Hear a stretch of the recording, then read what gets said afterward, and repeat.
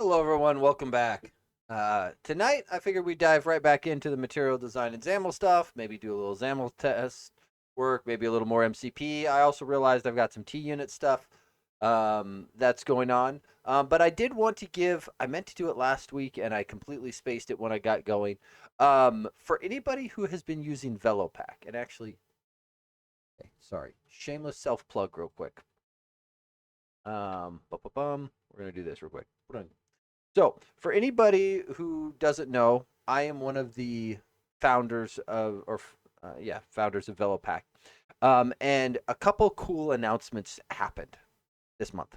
One, we are no longer in preview mode. V 1.0 is out. So if you have been holding off, going, well, it hasn't reached 1.0, I'm not sure I want to trust it. 1.0 is out there. And in fact, I think we're at 101.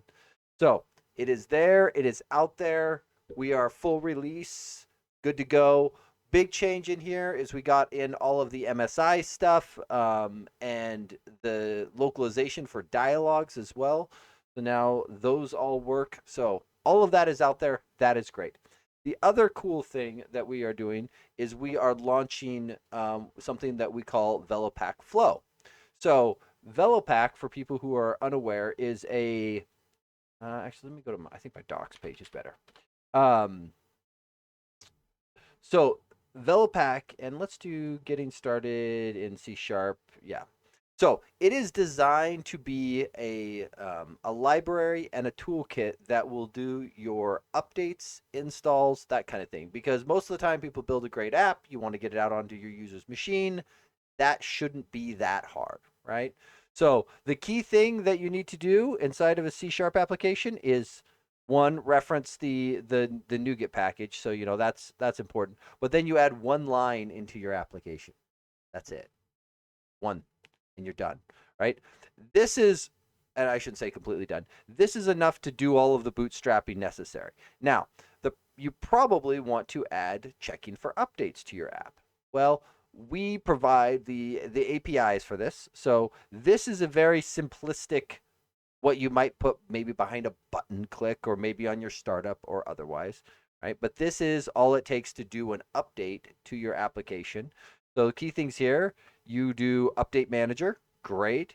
You check for updates, and if you get an update, you download it, and then you apply updates and restart, right? And there are individual calls for this as well if you want something simpler, and you want to separate those out. But the whole premise behind those is that um, these individual steps you might want to put behind different UX interactions in your app, right? We've all seen those applications that maybe they check for updates and then automatically download them in the background, and then they give you a button to decide when to apply and restart, right? You are in control of that. We give the API that you can leverage, and so you can prompt your users for whatever makes sense, right? Maybe you don't want to be hitting the network that much, whatever. The key thing here with this whole thing is you are on the hook. So VeloPack free, open source free, have at it. It's awesome, right? The thing that we don't provide you is a place to host your updates. You have to figure out where that's going to go. And there are several options inside of here. As far as places that you can go through and host, we've got built-in providers for like S3 buckets, Azure storage, GitHub releases. There's like three others that I can't remember. Gidia. There's others. Um, but what we are also offering people is something called VeloPack Flow. Now, this is in beta. We have launched an official beta. And if people are interested in joining the beta, feel free to reach out. Let me know. I'm happy to get people in. Just, message me and say, hey, I saw your beta. I'd like in. You can either send an email to this or you can just message me directly. It's up to you. You can also join our Discord here and just ping me on that as well. So there are a handful of things that are coming as inside of Flow. We've got tier rollouts, static links that you can leverage. There's a full REST API for doing the things. So if you don't want to think about where you host your updates, this is a great solution. We want it to be as simple as possible for people to just say, yeah, I built this great app. distribute it, make it happen, right? And we've got more features that we plan on putting into this as well. So there will probably be more stuff of that nature coming once we have things up and rolling. But this is a beta just to stress test it. For people who want into the beta, we are offering 3 months free of our pro tier plan. So if people want that, again, just ping me, let me know. We've got a coupon code I can give you, and you will be off to the races. But secretly, even if you don't want in, or you don't care about the coupon, app.velopack.io, and just make yourself an account. There, we have a free tier, right? So I'm gonna sign in with my GitHub.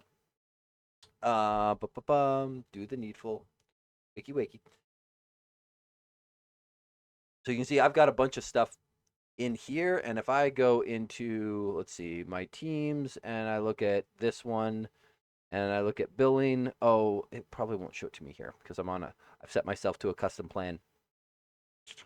But we do have several different tiers available to people depending on what you need. But again, the free tier, 10 gigs of storage, 10 gigs of bandwidth for download, up to 3 projects. You only get one person on the team. But if you are a solo developer or an indie developer type situation, this might be good enough, right? If you get a lot of users and you're distributing a big app, right, this might be not enough for you, but it's up to you. So if people are interested in trying it out, free tier, throw your app up there, see if you like it. And if you do try it out, at minimum, shoot me a message because I'd love to hear people's feedback on how it's working for you, that kind of thing. So VeloPack 1.0 is out there, which is awesome. VeloPack Flow is out in beta, also awesome. Hessen, Avalonia plus VeloPack, good for cross-platform deployment, Windows, Mac, Linux. Yes, yes, yes. In fact, I think I even have an Avalonia demo app if you want to see it. The one thing to know about if you do cross-platform, and let me go back to my projects. Do I have one here? Yeah, I got one. Is you will end up creating separate channels for different target platforms. So a channel is kind of, think of it like a release channel, but because you still end up compiling different binaries for like Mac, Windows, Linux, etc., you'll end up creating, like, I have a Windows channel one. You will probably make like a Mac OS one and a Linux one or otherwise. And if you want beta channels as well, right, you can do the same thing. You can have a Windows beta, a Mac beta, and that sort of thing. So just be aware that if you are looking to distribute cross-platform, you want a separate channel per build artifact that you create. So if you are compiling 3 times for 3 separate targets, you're going to want 3 separate channels for each of those separate build artifacts. So hopefully that's simple and makes sense. Again, if people have trouble, feedback, the wording doesn't make sense, let me know. Again, these are definitely up for discussion and debate. And then once you have it up here, you can just grab this link. And then, for example, this link will automatically always hit the latest installer. So for this channel, for whatever it is, typically it's going to be like your setup exe on Windows, or the what is it, .app pkg on Mac. I don't remember exactly what it is. The target release on all of them. So, and again, please let me know if people have problems. Like, again, we just got this out there and it's in beta partially so that we can kind of stress test, see what's there. A couple people that got in already gave me some great feedback. Some people had a couple small issues, got them fixed already. So love it, love it, love it. All feedback is welcome, good, bad, or whatever. So, but yeah, if you want to check it out, again, app.velopack.io. And again, if people want into the beta and want to try out the pro tier stuff, let me know, and I am happy to get people access to it. Like I said, we've got a coupon code that I believe is 3 months of pro for free. So if you'd like that, again, either shoot an email to the under distributing flow info@velopack.io. I had to remember what email alias we set up. Or you can just join our Discord and message me directly. Either one works. So And if you do want it, if you do want into it as well, we do have a special channel in our Discord for people in the beta, just so that there's a nice, easy feedback channel for people to drop stuff in. So cool. There's that. That covers that. Sorry, there's a massive storm happening right outside my house, and so my stuff has been flashing a little bit. Pyrotech X King, thank you for the follow. I appreciate it. Welcome in. Welcome in. Okay, so I think what we were going to do, one, I've made a mess of my this like this. Yeah, this makes me unhappy. This is a mess. The whole point of linear history is so I don't have to look at this kind of garbage. And I have absolutely made a mess of this stuff. So we've got a bunch of stuff in flight. We've got a bunch of PRs open. Um, and so I wanted to address a handful of these and then go through and see. We'll check them all out. I don't know if anything's going weird on chat for anybody out on Twitch, but mine keeps refreshing on me. So seems like it's up to date. I got the browser open as well, just so I can keep an eye on things. But for some reason, it just keeps blindly refreshing on me. Okay, we've got PRs to go out and look at. So let's start there. Let me see here. I took care of that already. Let me grab this, and I'm just gonna flip this over here real quick and do a little bit of navigation. We'll jump in and rock and roll. Okay, so and Corvins has been helping clean stuff up, which has been great. Okay, and I think Corvin's already took care of all the feedback. There was only a small amount of feedback in here, and Nikolai already gave him the approve. Because I just had the one bit of feedback about moving the converters down inside the resources, which I thought was good. Nikolai called out setting the corner radius back to 2 as the default, since that's what some of these ones were before. So for anybody unfamiliar with kind of this generalized pattern, let me my big head out of the way. This is a fairly common thing that bites us a lot inside of these templates. So the bug in question here is corner radius was hard coded to 2, which meant that if you set corner radius on whichever thing this is, I might have to expand it to see. I think this is the clock button.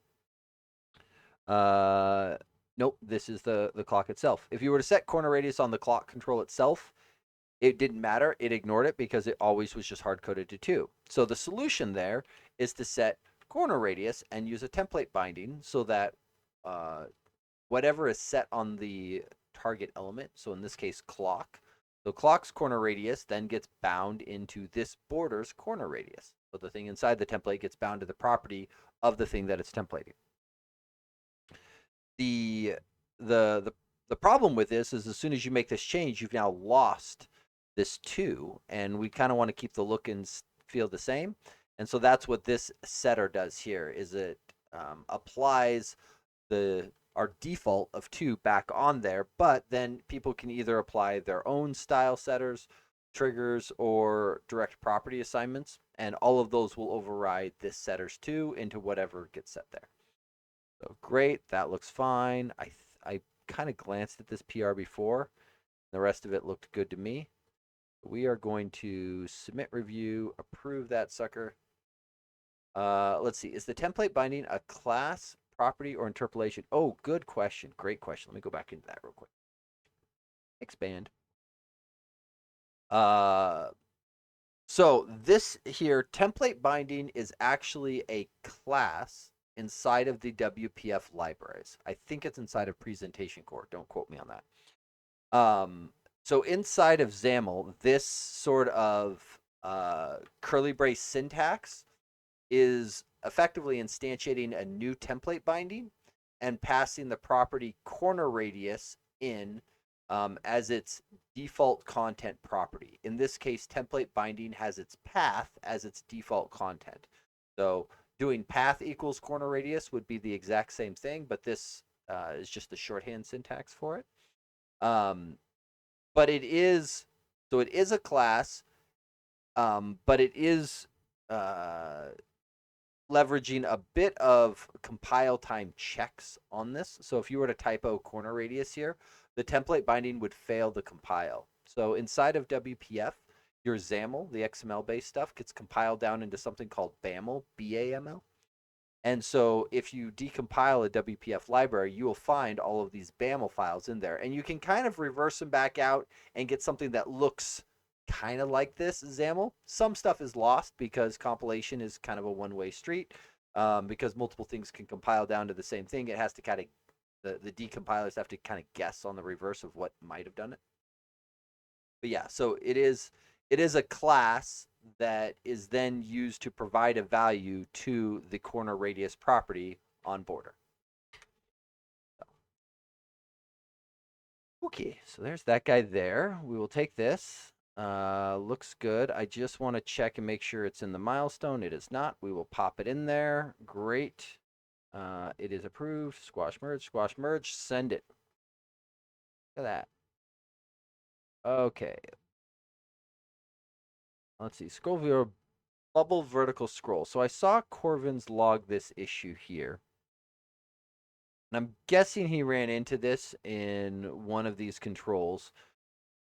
So an attached property in WPF allows for, let me make that a little bigger, is kind of like an extension method inside of C#, or now that we have extension properties like those, if you are on latest C# 14, we can drop the evaluation required. But the problem is because they're extensions, it doesn't mean everything leverages them. The extension property just becomes basically this kind of add-on bucket where you can set a value, and unless something consumes that value and looks at it, it oftentimes doesn't do anything. Now, you can technically wire up to say, hey, when a value goes into the bucket, make these changes in the code behind or whatever. Like that's a thing you can do. So sometimes attached properties do have behavior associated with them. In this library, most of the time, our attached properties do not come with behavior. Most of the time. So let's take a look at the fix for it. Crypto Racer, thank you for the follow. I appreciate it. Welcome in. Welcome in. Okay, so we're going to come back to the demo to look at that in a moment. But I'm sort of curious on what was being done. So this here is not too unlike what we just looked at with the template binding, where in this case we are inside of the data grid template. So just to be clear here, where I'm looking, right? So set our template, control template, targeting the data grid. Inside of our data grids template, we have a scroll viewer. The scroll viewer previously didn't do anything. Good morning, Izzy. Welcome in. Welcome in. And so this, when this attached property was set on the parent data grid, it was never being read by anything inside the template, so it effectively did nothing. And so in this case, this is now doing something very similar to what a template binding would have done, where it basically links a property on the control that's being templated to an item inside of that control's template. However, inside of WPF, a template binding does not work with an attached property. So the workaround for that is a regular binding with a relative source pointed at the templated parent.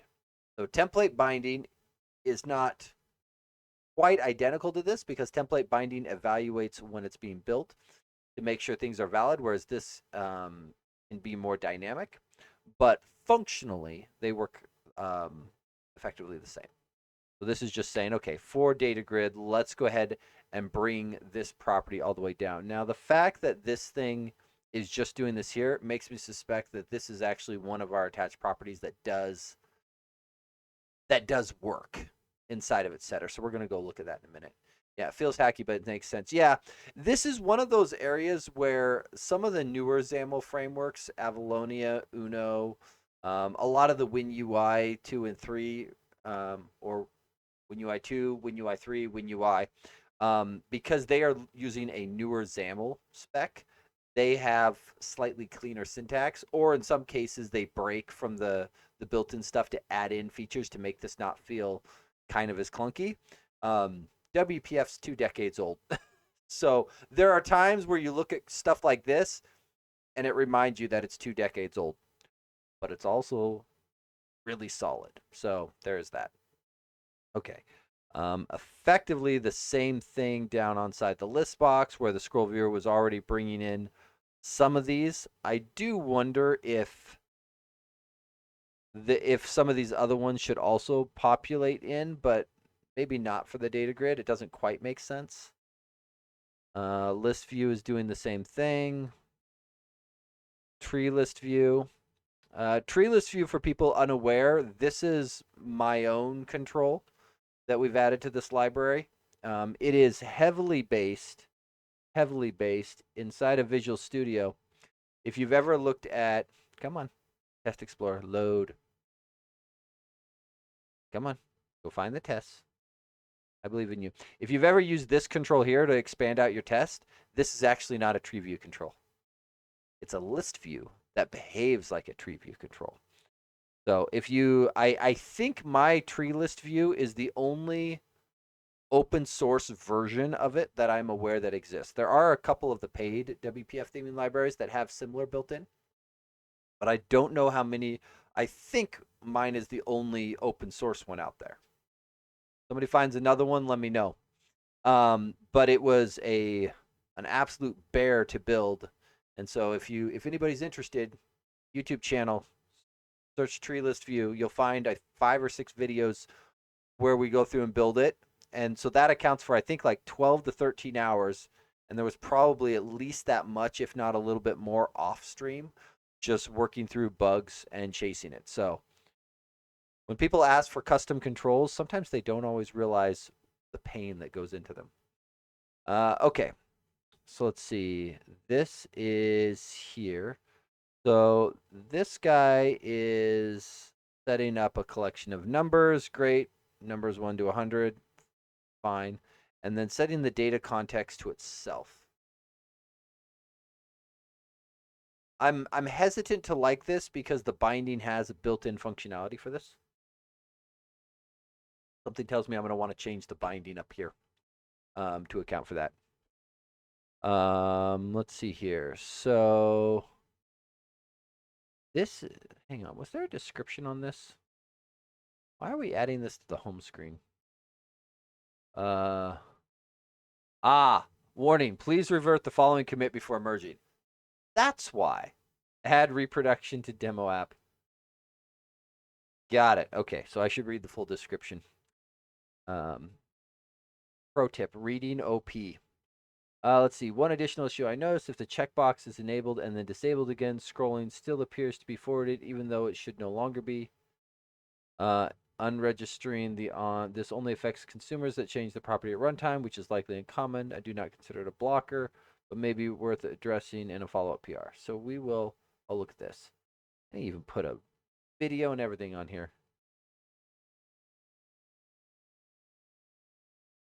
And okay. I assume there is an example below. I am scrolling with the mouse wheel, but oh, so that was before. Okay, I was like, I don't see it. I don't see the fit. Okay. Turns out if you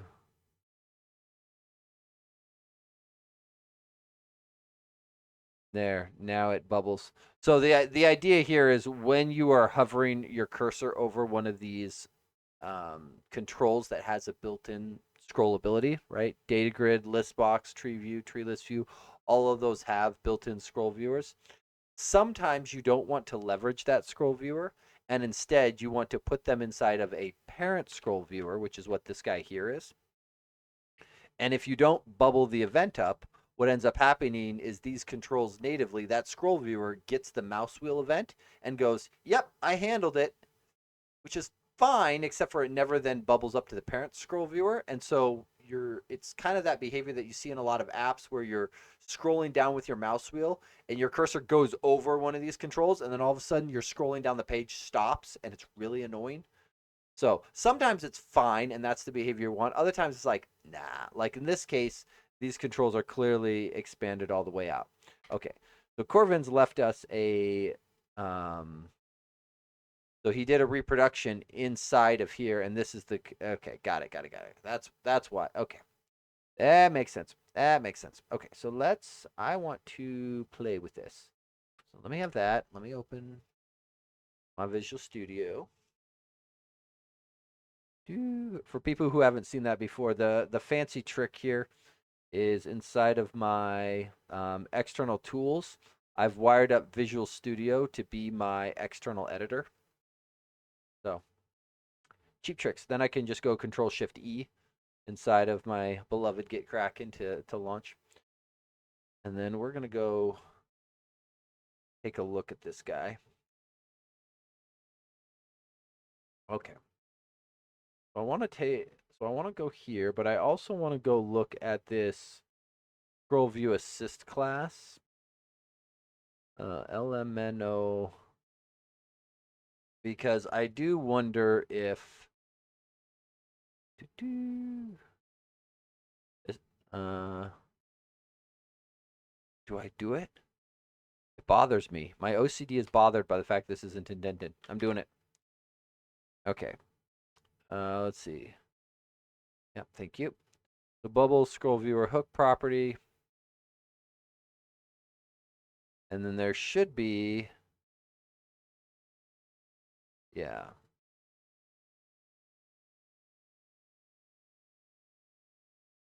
Where does this get, I'm confused where this gets, remove hook. What sets these hooks? On bubble vertical scroll. Ah.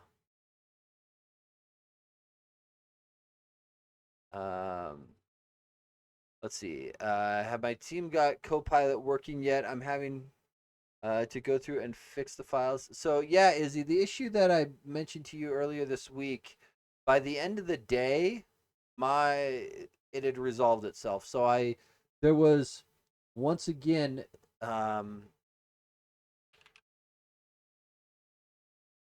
the the yeah, this is somewhat, oh, hold on, I gotta grab something real quick. There was an outage listed here, and I have to think that my issues were related to that. Because after that went away, my problem started disappearing. Now, with that said, my beloved GitHub Copilot app was having issues all day today. I kept getting random CAPI exceptions thrown at me, which was incredibly frustrating. But there was literally an update when I sat down at my computer this evening. So it might be fixed. I have no idea. Um, yeah, so if you're on GPT-5 Mini, that has a fairly small context window, so it wouldn't shock me um that it's having to compact, especially with like bigger repos and otherwise. So that would be a, I guess, non-surprising one. I was looking to see. Okay, I gotta plug a couple things real quick. So first of all, one. So if people haven't seen it, Tim Corey is amazing, right? If you're watching me, if you're looking for other .NET or developer creators, Tim Corey is well worth a follow. That's a video on his YouTube. He I very much appreciate, he takes a very level-headed data type approach to a lot of this stuff, which I think is the proper way to address a lot of AI things. And he goes into describing some of the issues that have been plaguing GitHub, right? There's there's a lot of facets going into it. Some of it is their massive growth expansion that Copilot has caused them, and just the sheer volume that all of these agents have put on their system. Like, that is absolutely playing into this. Some of it's their insane growth of how many people are running more actions and all of the extra features that have come along to GitHub, and the explosion that they've had. Some of it does tend to seem like there might be an AI quality problem in there as well, right? They are starting to get things dialed in, but their actual uptime There's a website that I can't remember that I think he links in that video that shows basically kind of that combined system because even if it's like, you know, issues are up, but one of the other things is down, if GitHub is functionally unusable as a developer, we consider that it's down, right? Maybe I can get away with if like code spaces is down because I don't leverage it. So there's a handful of these things that are maybe like off to the side that it's fine if they go down. But in a lot of cases, if Git operations go down, GitHub is functionally just down. Like there is no like sure you can log an issue, but functionally you cannot get your job done, so it doesn't matter, right? Actions goes down, you can't run workflows, that's a problem. Right? So there's things of that nature where if kind of that core flow breaks in any way, even though these things say 99.6 uptime, when you start adding them together, the actual uptime is atrocious. So I would absolutely encourage people to follow Tim Corey.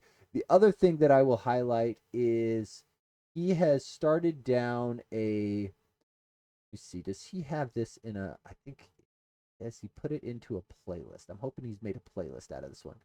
So he started down a new series about AI, which I was yes.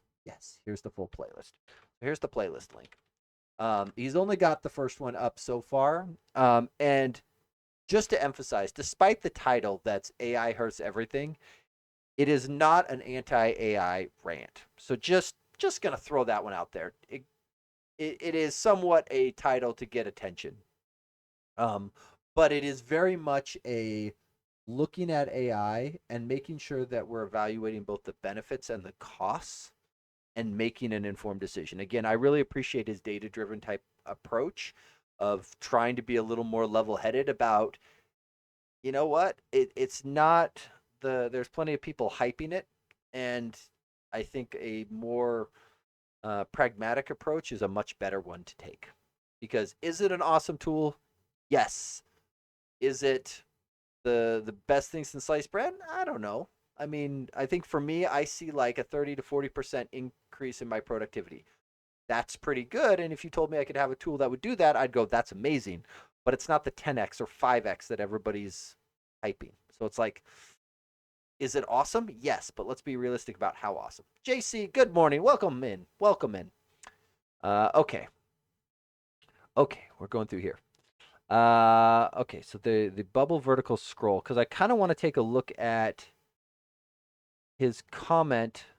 So you'll note here, I am mouse wheeling here. Mouse wheel works. Mouse wheel doesn't work. Checkbox. Mouse wheel now works. Mouse wheel works.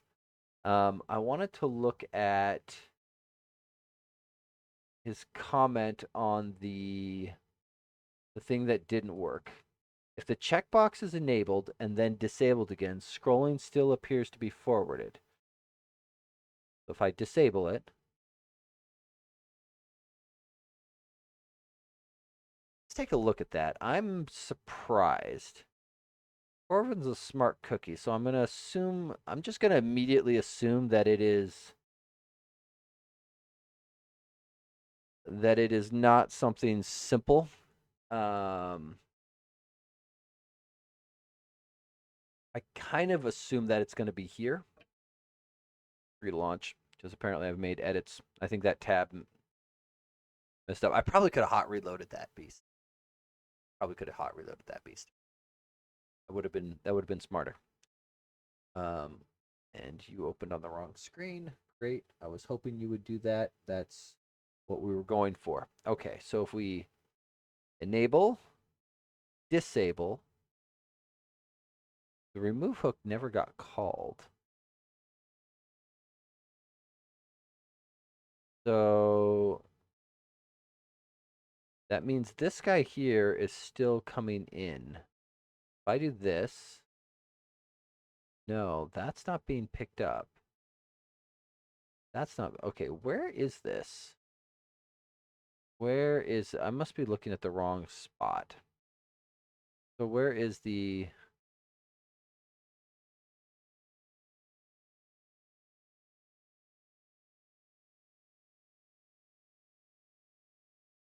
oh, this is not the, okay, hold on. I am looking at the wrong property. This is the hook property, not the, me open up. Let me go. I want to make sure I'm looking at the right thing in here. So, home.xaml.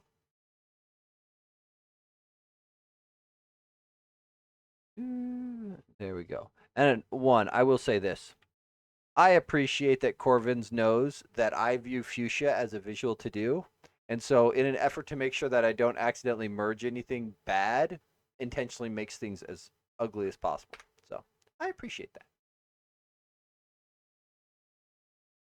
Okay. So, bubble vertical scroll. So, where is this guy here?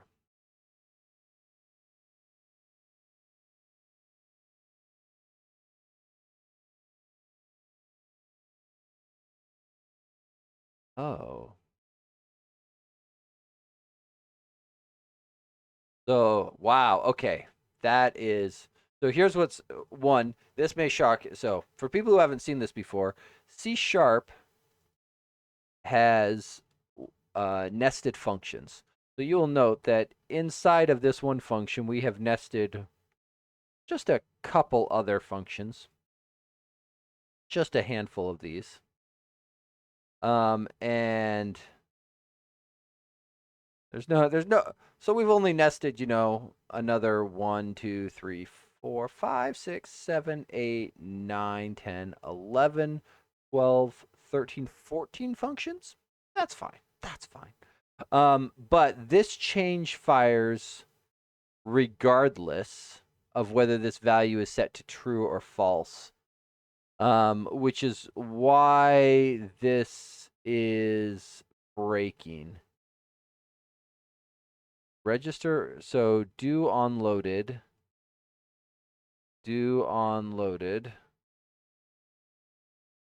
Just keep chasing. So this is where it should have been removing the hook. So if we go here, we go on. We should go inside the first half of the if. Yep, register, did the needful. Came in here a second time. Interesting. Oh, we have this. We have a bunch of controls bound to this. Okay, that's fine. If I go here, I should now hit the else. Got it. And I come in here, remove hook. So I grab this. I do remove the hook. And then we set the value to null. Okay, and then we're going to do it all over again 4 more times. Right? It should be 4 more. So that's 2, 3, 4, 5, 6. Did I miscount? May have miscounted. But I'm guessing, for example, this guy here, I'm thinking the fix is down here. And then just, this is one of those areas, it's kind of just a stylistic thing for people who are interested. In general, when registering for things, I typically will unregister in the opposite order. Kind of, if you think going down, going back up, it's not going to make a difference here. This is going to be the exact same.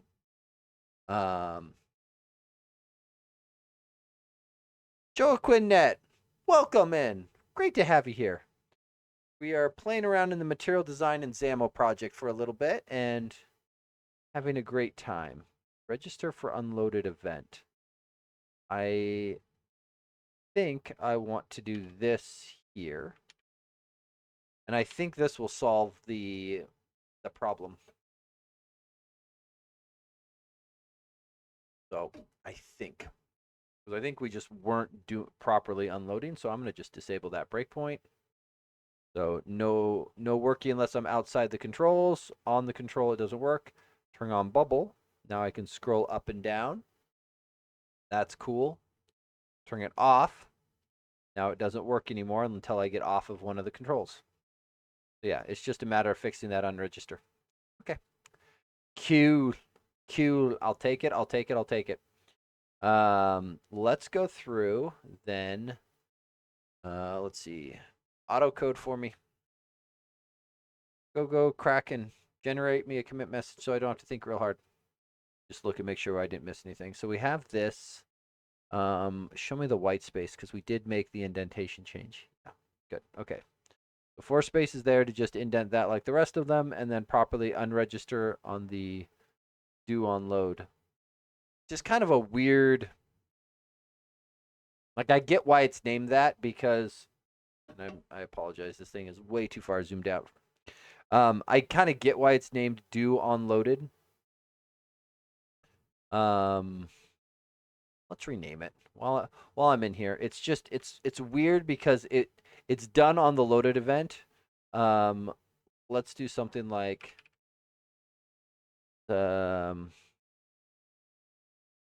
apply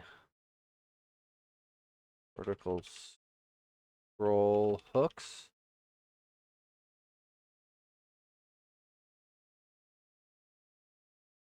Apply. Let's change this. Naming's hard. Naming's hard. It's a local function. It's a local function. There. We're gonna do it. Let's do that. Stage. Yeah, sure, fine, great, thanks. And then before we merge this, we need to revert this one. So revert, yes.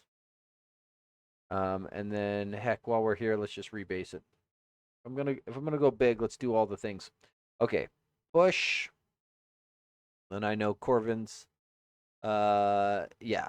Yes. Thank you, JC. That's this top one up here. The docs add reproduction step. So that one there is been yanked back out.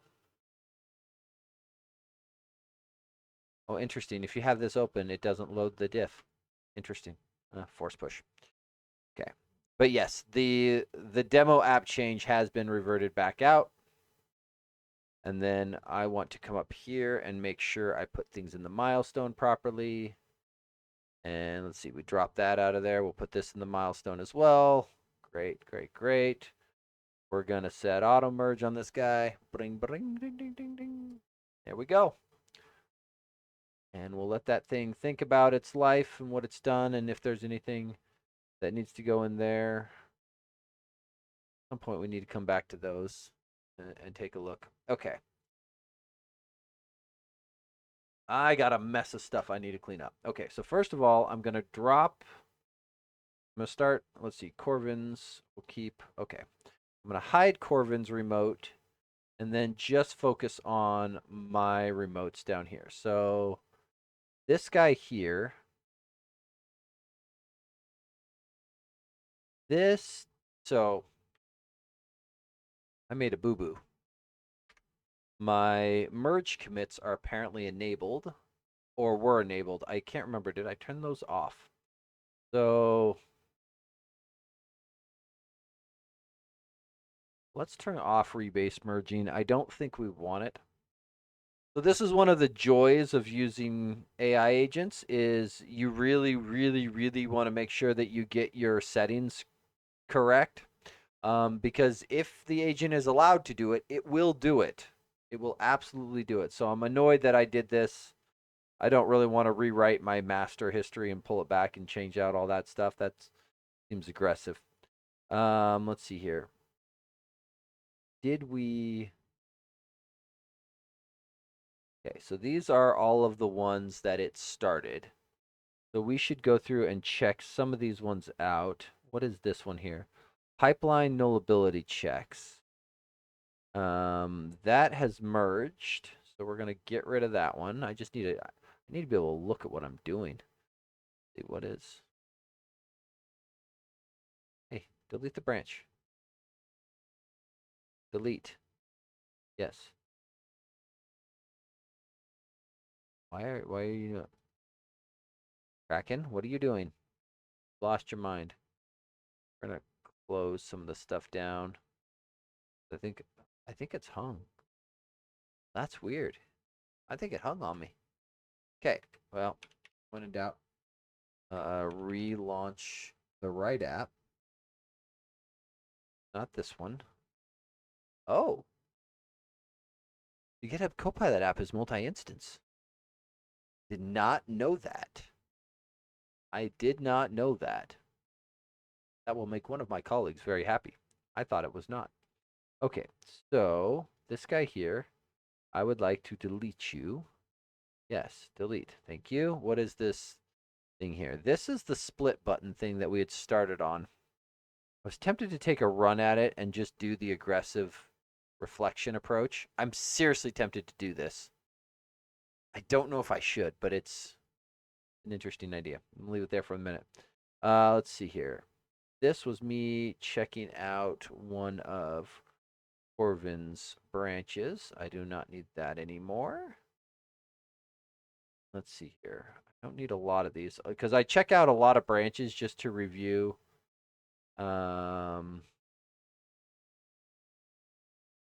This is the discussion on that one. This is that one, and these are all just local branches, so I'm less concerned. This is the NuGets. At some point, I do want to go back to this idea. I'm gonna rebase it just so it keeps up near the top of what I've got. Let's see. Auto resolve. Actually, I don't need auto resolve. I know which one I want. I want that one. But I don't need that one. So I do like the idea of collapsing the colors NuGet into the main one. I don't quite know the right way to handle this, so we're gonna keep that around. Let's see, fix release. That went out the door. Okay. I'm gonna just clean up all of this mess so that I can see what I'm doing again and I don't have nearly the pain and suffering. At some point, just gotta torch stuff. Let's see, that's a Dependabot one. Maybe I should write myself a little script that kind of auto does these. The problem is some of these go by my memory, which is not a great way to do it. I don't know why we have that. Delete stash. Don't need that either. Let's see here. This is mine. This was checking out branch unit improvements. Yes, yes. This is the one that I was looking at. Yeah, have you watched Scott Hanselman's quick video on the GitHub Copilot app? I have not. Grab it though. I didn't. Was that the one that he put out the same day that it launched? Just out of curiosity, because if that's the case, I have. Uh,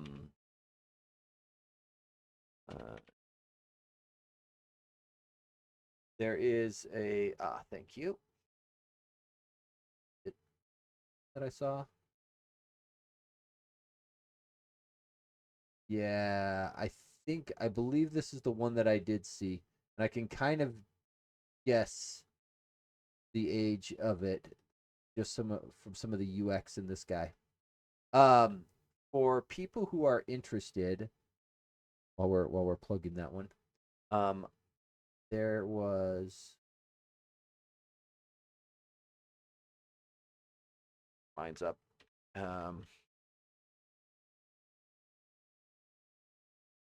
Did I not put it? Oh, crap. I'm behind on my YouTube videos. I haven't posted mine live. That's part of the. Hang on. I'm gonna do something. I'm gonna do something aggressive real quick. When in doubt, you just flip the thing. So here's my video on it, if you are interested. And then if people are really interested, I've had the GitHub Copilot. Of course, he has unlimited tokens. Yeah, there is that, and there is the billing change that's coming in a few days. But if people are interested, there's a second video that I posted. So I've had the GitHub Copilot app since end of March, early April.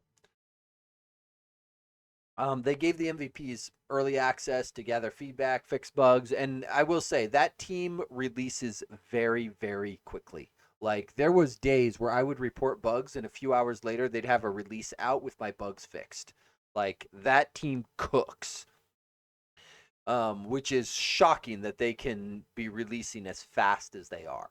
Which that points to a team that has spent a little bit of time on their DevOps process to be able to have that kind of turnaround time, because you don't get AI speed ups unless you've actually built the stuff around it to make it to enable that kind of speed. So there is that. But I was able to sit down with the PM from the GitHub Copilot app, and chat with him, just kind of about the app, where he's at. It's one of those, we didn't talk as much about hands-on stuff of the app itself, um, more around kind of the theory and why and that sort of thing. But it is, in my opinion, pretty interesting. So if people are interested, um, uh, over time to fill my addiction. So Izzy, I can tell you a couple things. So for the official line from GitHub is they're hoping to not raise anybody's bill. However, practically, it is going to raise a lot of people's bills, because right now the pricing model that they came up with their premium requests isn't tenable. It like that premium request model was, they came up with it when all of the AI companies were trying to figure out how to price this stuff, and they tried to come up with a simple way to bill things, but that was back when a single prompt might only use a small number of tokens. Now we've got like agent mode, because they came up with premium requests before agent mode was a thing, right? So there wasn't as much like cyclical stuff happening where a session could run forever. I had a session today, ran for nearly 90 minutes, one premium request. I don't remember how many millions of tokens I burned through on that, but that type of problem is what they are having to address, because they can't like, it's costing them so much money to run it right now. So for people who are generally just like asking questions and that sort of thing, they probably won't notice. It won't matter. For people who are heavily leveraging agent mode or fleets or squad or any of those kind of bigger orchestrators, you are almost assuredly going to notice a bump. I can tell you, like, it's kind of hard for me to tell now. Like, the company I work for, we've been watching the numbers because GitHub should have sent out um, preview bills. So they took last month's bill that they sent everybody, and they showed a they should have sent two bills out, the real one, and then a preview bill showing what the bill would have been under the new pricing model. Um, get a bed in the office then. Yeah. So short version, from what you've told me, is your bill is probably going up. The Because they're billing by token, like that session I mentioned earlier, where it was one premium request, but it ran for an hour and a half. On token based billing, I'm going to be paying for all of those tokens that go through that system, right? So it does switch. Now the price of tokens gets cheap, and it's I'm trying to remember the term that they have for it. Is it AI token, something like that? Um, like they try to make it easy to where an AI token's a penny. That way the math like makes easy sense in your head, and people don't have to do computation. But for people who are running like a lot of those sessions that are burning through tokens, you will probably see it go up. For my usage, I estimate that it's about 14x, give or take. So do with that what you will. Of whatever it was before, it's now 14x that. Now, with that said, I also like my employer, they pay for a GitHub Copilot subscription for me. As an MVP, I also get a Copilot subscription. So I have access to tokens coming from multiple sources. And so for me, it's obnoxious because you can't have two Copilot subscriptions linked to the same GitHub account. At present, you have to every GitHub account can only have one Copilot subscription tied to it. So if you need to have two because they're coming from different sources, you have to spin different GitHub accounts. Annoying. GitHub is frantically building out a whole bunch of things like dashboards, reports, infrastructure and that sort of thing around this new pricing model because people need all of this information.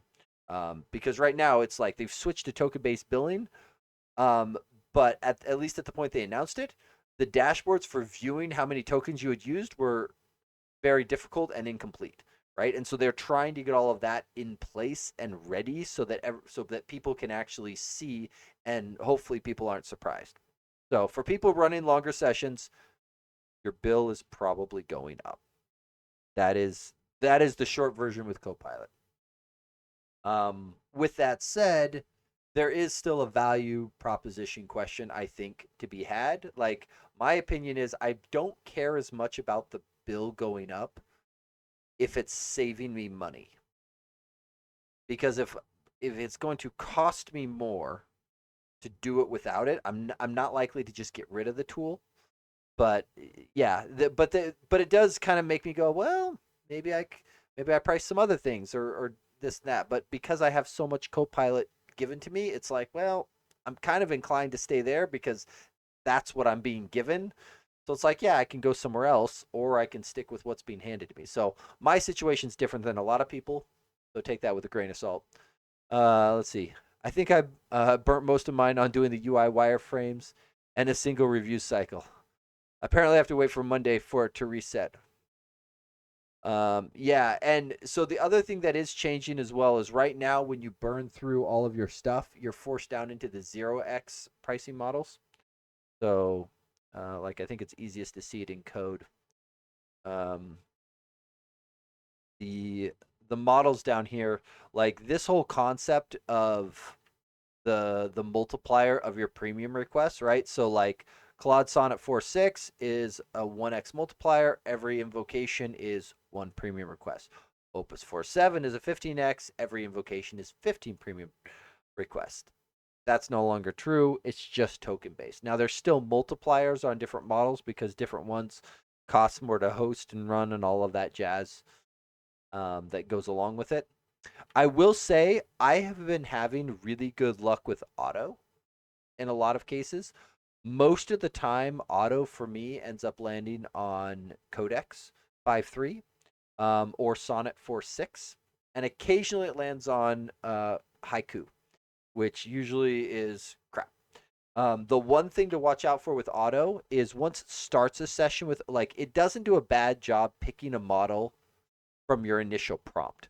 But if you have a longer interaction where maybe your initial prompt starts out simple and then it transforms into something more complex, I have found that I will occasionally get bit because my initial prompt, because it was simplistic, it may have picked Haiku and now I want to switch models, which is fine. The UX in here lets you do that, but understand that now has to bring that conversation session into the other model.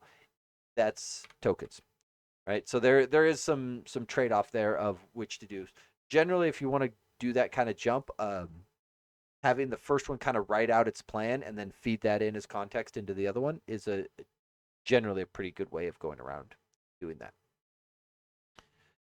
Okay, I think this one here. Let's see. System command line. Did this one add in the module initializer? What was I doing? Is close to extension. Did I already do all of this? I feel like I did some of this already. What version of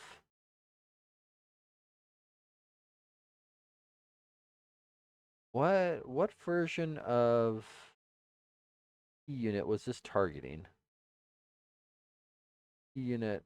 Oh, this was 1.9. This is old.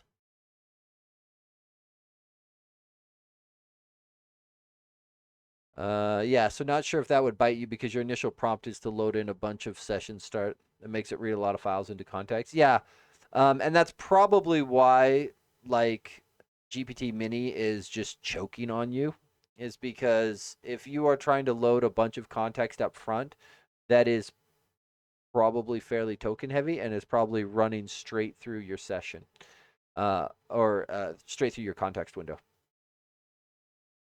Um, for some reason, let me just bring this guy up and rebase him. I think I did this already. Let's auto-resolve this guy. I think we did this already.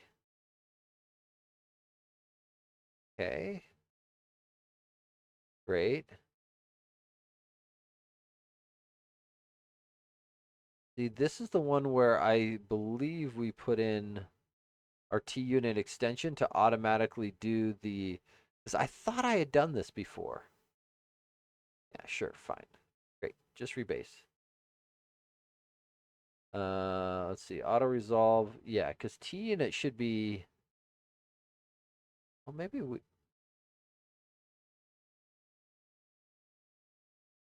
Huh. We'll let this thing update all the things.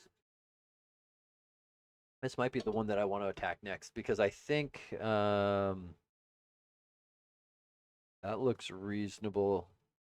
Aside from the fact that it's broken the ordering, that's fine. If it's wrong, we will deal with it. Let's see.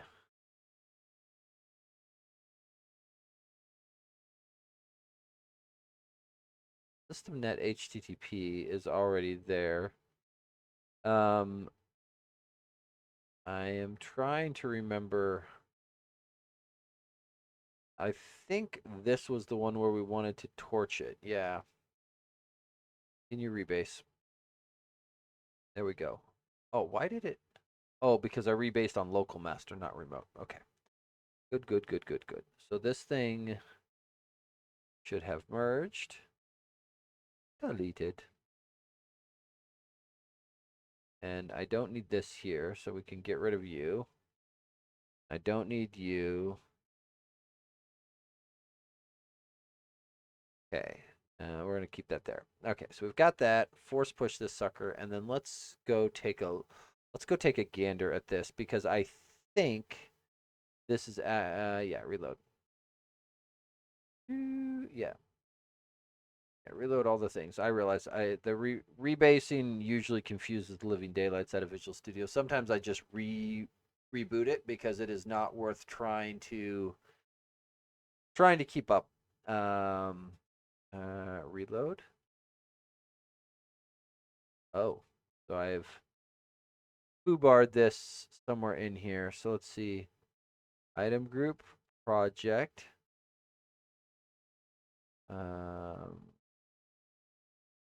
Go like that, I think.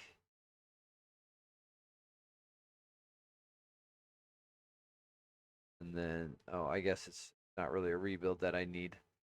Because I believe we wanted to actually torch it.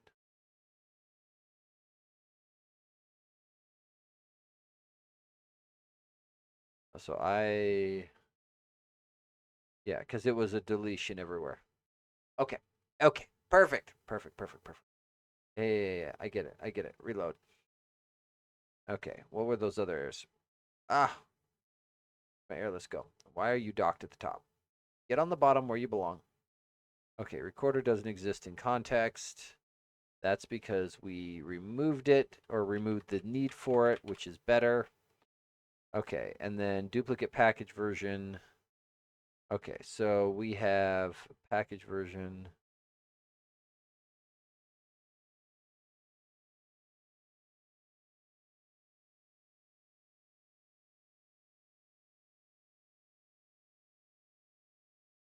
Assuming that was from letting this guy be helpful. Okay, so let's just bring these guys up here, right? Yeah, so system memory is doubled over. Great. This is why we alphabetize, so it makes it real bloody obvious when I've done this. Daniel test is fine. Polyfill is another one. BCL hash code. Let's see what it's set to. 6.0 in both cases. Great. Okay, so that gets all of those. Okay. And now we have a handful of these things here. Cannot be used as a type parameter.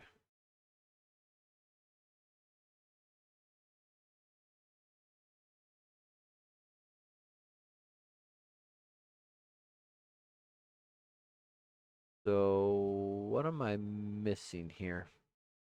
So there is that button contents. Oh, because this guy could be nullable. Is that the kicker? No, I want to drop the var. No, because this guy here is nullable string. Yeah, so this is IEnumerable string nullable. That's the difference. Um,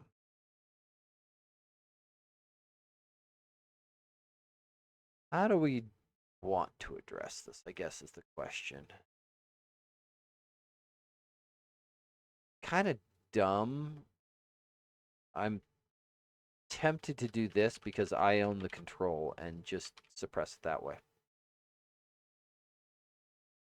And I think I'm tempted to once again suppress it that way. We'll leave the var in place for the moment. This is really just around those. Yeah, because in reality, some of these tests I don't fully like because these are not true UI tests. So it's value does not fall in the expected range. What?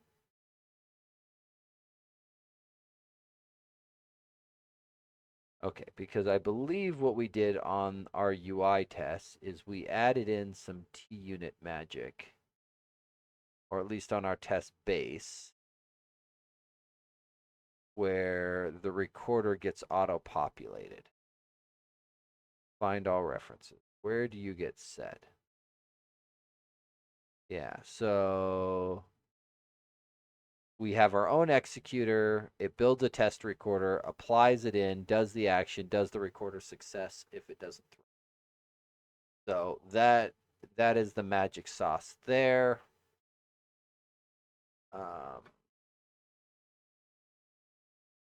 okay, goes there. That goes there. That works great. That works great. I think the view changes here. So that gets cleaned up. That got cleaned up. That got cleaned up. Let's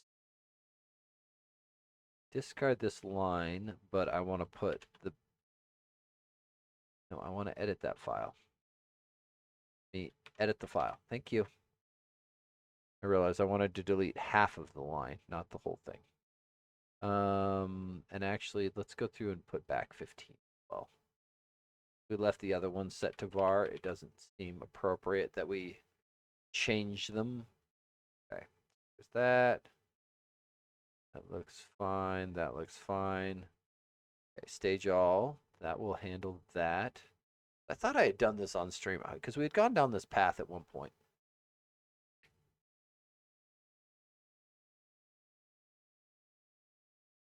There we go. Let's see. Commit changes. Push that. And do we have a PR open? No, we do not. So I know that because up here, Kraken would be displaying a PR number if it existed. Let's smoke test this just a minute. I don't want to run all of the UI tests, but I want to run just a couple, just to make sure that these things like work still. That is kicker number one.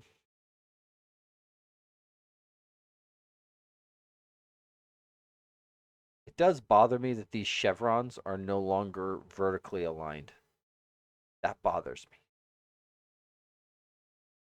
You run? Did you die? I'm confused. Yes, are you still thinking? Run. Here we go. Okay. So those ones all work. Oh, I don't know if that artifact is coming through. There's an extra little bit of pixels on top of that checkbox that is bothering me. Okay, so that works there. Let's get a PR open. We'll do pull request here. Hey, Kraken, gen me a commit.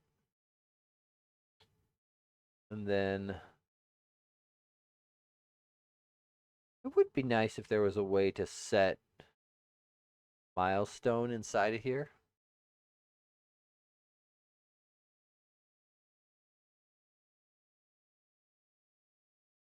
Okay, great. Open PR, and we'll just jump out to it on GitHub. Come down here, milestone 5.3. And frankly, if all of the things pass, I see no reason not to merge it. So we'll let, assuming the pipelines pass, we'll let that guy go through. Okay, great. Great, great, great, great, great. There's all that. Okay, now for this mess of stuff that we did down here.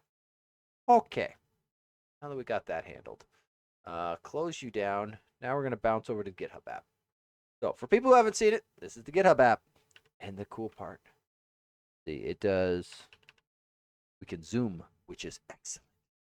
Actually, let me get my big head out of the way. We're going to go over here. So before we kicked off a bunch of parallel sessions to have it start work on some issues for us, which was nice. It has done some work.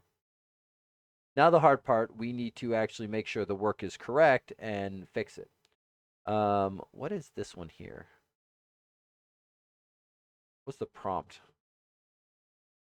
I don't remember the. So it very conveniently puts names on these sessions. You can right click in here and rename them. Am I really up to date? Check for updates. Sorry, 1 second. I gotta go check.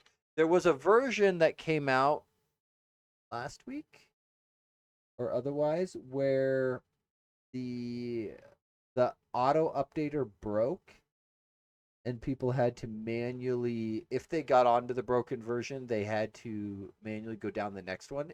Anyone who didn't get the broken version, 215 is latest. Why are you not finding 215? Huh. Well then, let's just find the right architecture here. Let me grab this sucker, and I'm going to manually install the updated one so that I can have the new one. Because I installed, like I said, there was a version that dropped earlier this evening for me, and install, do not uninstall, next, okay to kill it. Yeah. Oh, I had multiple instances. Oh, I had multiple instances and multiple installers running. That was probably causing issues. Yeah, that okay. So I was probably making my life worse. I did not realize I had extra instances open. Okay. 2 and 5. There we go. Okay. Now we're cooking with fire. Now we're cooking with fire. Okay. PR test scope. And the reason, oh, interesting. Oh no, it's this right click dialog that they changed the UX on. This is the hard part. I've thought about making content like walking people through showing how to use this app. They keep changing stuff. So the video stream that I linked above is a good one for anybody who wants my assessment and tips and tricks on using it. It is great. But there are like this thing is revving quick. It's hard to make content because any content you make is going to be out of date in probably a week or two.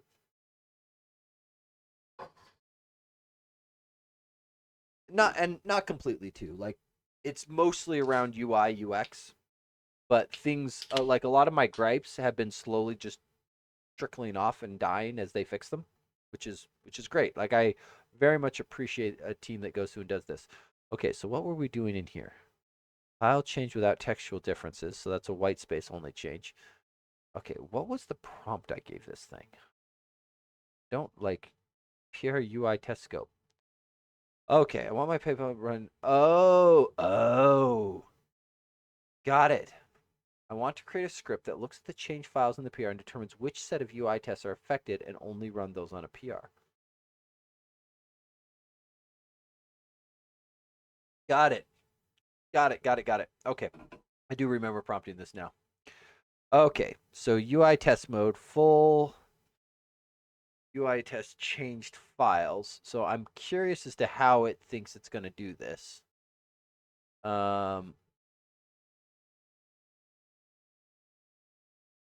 How does it, if it's in affected, scripts get affected tests? Where is the, I want to see this file. Got it. I think this is the one that we were looking at before. So it goes into here and tries to locate it by path and themes and otherwise.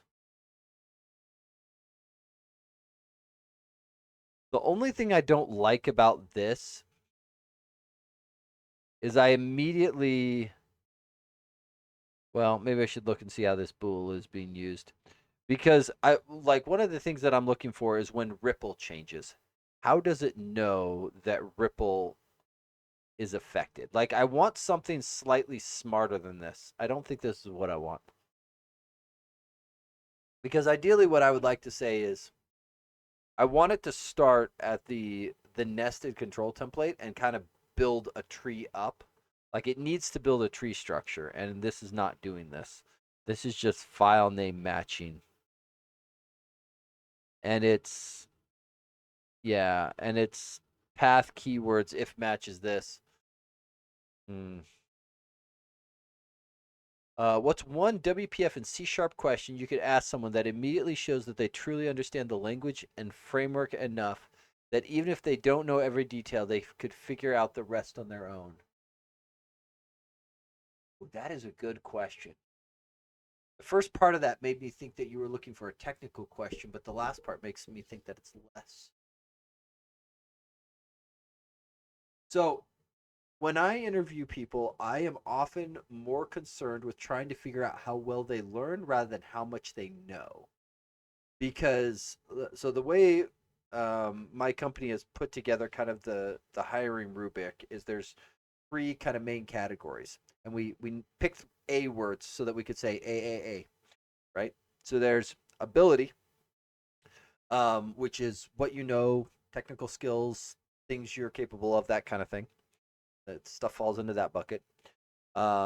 There's aptitude, which is how well you can improve your ability, right? How fast somebody learns, how quick they can pick stuff up, right? And then there's attitude, which is, as I describe it, how much friction there's going to be along that process. Um, but oftentimes, aptitude is what I am looking for. One of my favorite aptitude questions to ask people, and I don't know that this quite hits the mark that you're looking for, is I like to ask people how they learn best. Because I will immediately get two things out of their answer. There's no wrong answer to the question, but I don't like responses where the person's like, it's either very short, like, oh, I just Google stuff, or I just ask Copilot or whatever. Like, I don't like short answers. I don't like I don't know answers. What I like are answers that indicate that the person knows themselves well enough to know to say, hey, I am very much like a hands on keyboard type person. Like I can watch YouTube videos and things, but ultimately I have to be following along because if I'm not doing it at the same time, I just don't retain the information. Like um, I like to hear people actually give that kind of information. Oh, thank you, JC. We'll go take a look at it. Um, general aptitude, I love asking that question because I want to know how well the person knows themselves. And depending on how well they know their self, how well do they actually spend time typically learning, right? Because an easy follow-up question is, okay, great. Can you, describe, something that you've learned in the last year or something of that nature, right? Because now the question is, now that you know yourself, are you actually using that to better yourself, right? And so again, There's no wrong answer, but there's plenty of better answers along there. If I was looking to really kind of get down to, does somebody know C sharp WPF? I think the questions I would ask, um, like if it was going to be WPF specific, I would probably want to ask questions around like binding and MVVM and how well somebody understands those concepts, because that's a huge bulk of what you end up doing in a lot of cases, right? You could ask things around styles and triggers and all of that stuff. But kind of the meat and potatoes is if you understand how you go from the XAML into the C sharp and how that process works, the rest of it is probably, if they don't know it, they can probably get there, right? So I think I would focus on that area. I don't know the exact question I would ask though. Um, like I know at one point in time I got asked an interview question on WPF that was basically, can you explain how a binding works, right? And the interviewer was very much looking to see, do you understand? I notify property change. Do you understand what the binding's doing? What do you know about bindings, right? In WPF, you could kind of throw some curveballs at people by asking them, what types of bindings exist, right? They get bonus points if they use the word priority binding because that one gets used almost never. Like it's cool, but it has a very niche use case, and there's a reason it didn't make it into the newer XAML ones. It's because it's not nearly as powerful. But getting that knowledge, I think, is probably what I would say I would ask on Hessen, just because I think that's what I would want if I was told I had to ask as few questions as possible to a candidate and assess their knowledge of like WPFC sharp. I would ask around how well they understand bindings and that interaction between view and view model. Uh, and how can you answer that question in full? So yeah, if I was asked that question in full, the key details that I would be wanting to go through and point out is you can start at either side. We'll start at the view model. I notify property changed. Right. What is the interface? It's a very simple interface with an event on it that is the property changed event. The event args on that event contain a property name. That event should be raised when a property on a bound object, such as a view model, um, when that value changes, not just when the property is set, but when the value of that property is actually changing. When that event is raised, the binding object is watching for that, and it connects up that property changed event to a dependency property on a UI object. Um, when I say UI object, something that derives from dependency object. Most of the time, these are going to be your buttons, your text boxes, those sorts of things. Inside of WPF, you could also talk about how the the binding syntax support indexers of for being able to do like sub-zero or similar if you're on a list or an array. You could talk about the path property of the binding, how it represents kind of dot syntax similar to C sharp, to where you could dot in.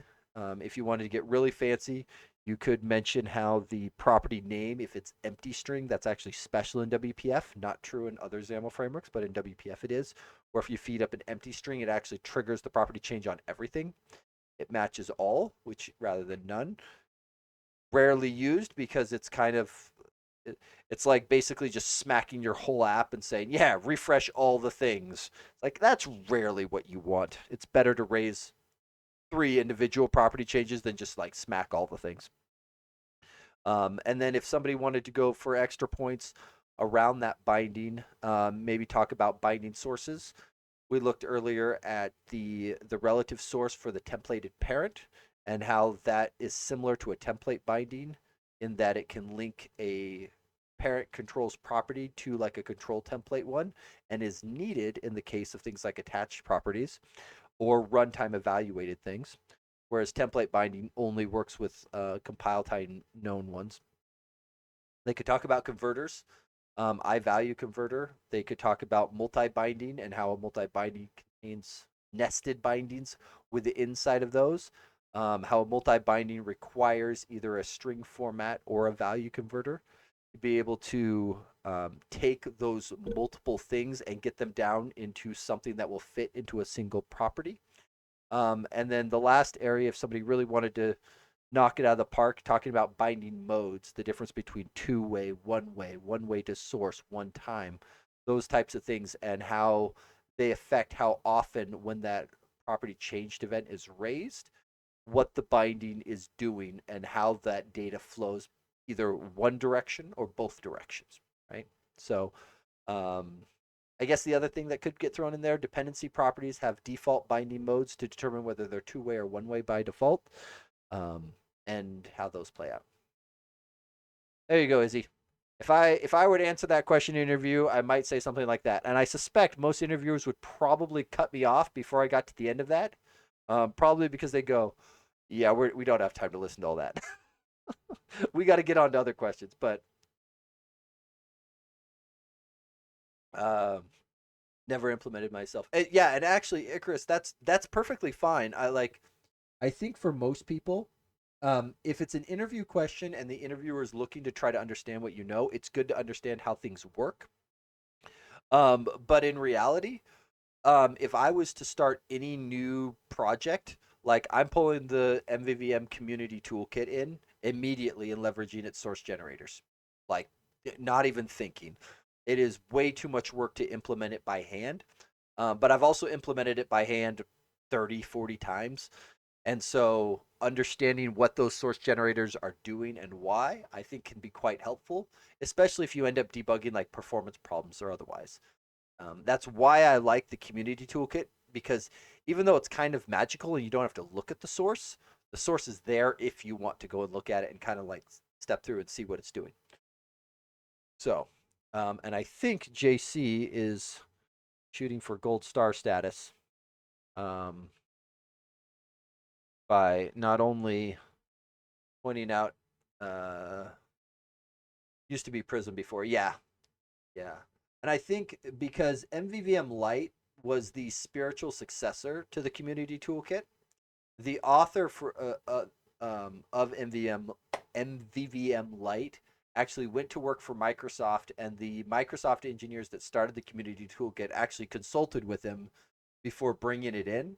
And so the first version of the community toolkit, I think, was a one for one um, API match to MVVM Lite. It's obviously not that anymore, but I think their very first V1, that was 100% true.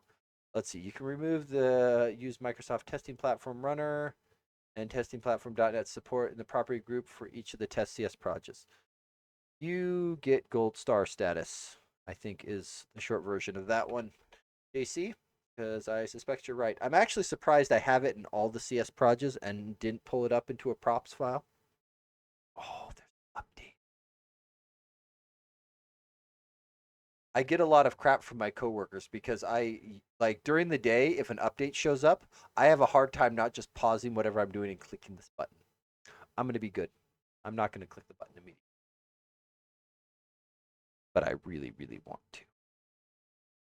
I have an addiction. I cannot tell. Like for anybody who's worked in Aspire, the Aspire dashboard, they started putting little update notifications right at the top of the dashboard, and dear heavens, it triggers my OCD nature of I must install the update. There's a banner telling me that I must do this.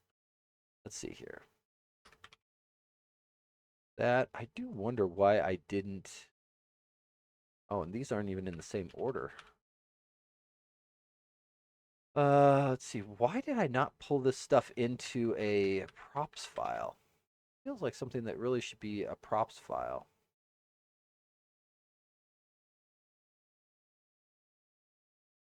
Like these aren't needed either. That's fine. This is probably leftover from when I converted from the old CS proj and I never cleaned it up. I'm guessing. but it's screaming at you. Even I can hear it from the UK. See, you now understand the obsession. I must silence the screamy update message. I feel like I'm missing a test project. Colors, UI, WPF. There. Okay.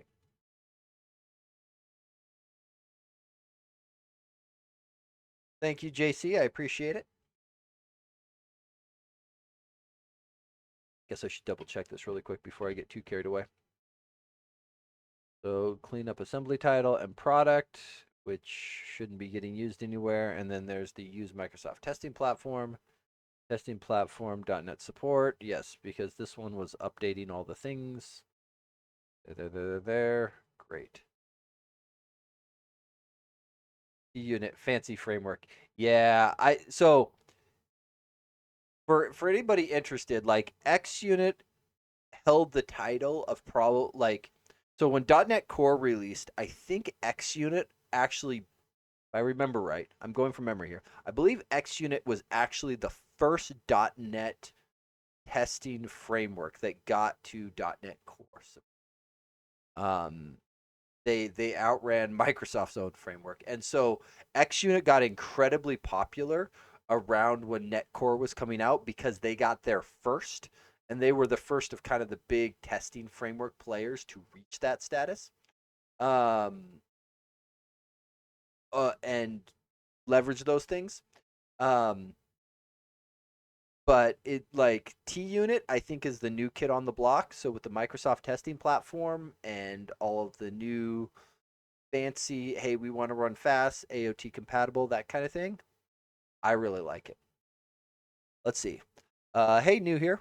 Welcome in, uh, Nadro. I apologize if I'm butchering the pronunciation. Would you suggest continue reading the C# book or just jump into your own selected projects like a small tool and we do it live without relying on AI and just doing it yourself? Hope that makes sense. Yeah. So I'm guessing, and I'm just going to confirm real quick, that you are, essentialsharp.com. So for people who aren't aware, we should check this book out. So if people are looking for a C# resource, this is a very good one. And it is being updated with newer content. And otherwise, I don't think we've got full C# 14 content in here. If you want a print version, the print version is back a couple versions of C#, but I'm biased, right? But this is still being actively maintained and updated by a colleague of mine, and I am somewhat helping, though I will say he gets all the credit for. I was looking at C# head first because I already have it. Yeah. So Essential C# is one that I was the technical editor for. So am I biased? Yes. I will say it is lacking some. I know there are at least some C# 14 features that I don't think are covered in here yet. So it is on the roadmap to make sure we get that content added, but I don't think it fully covers it.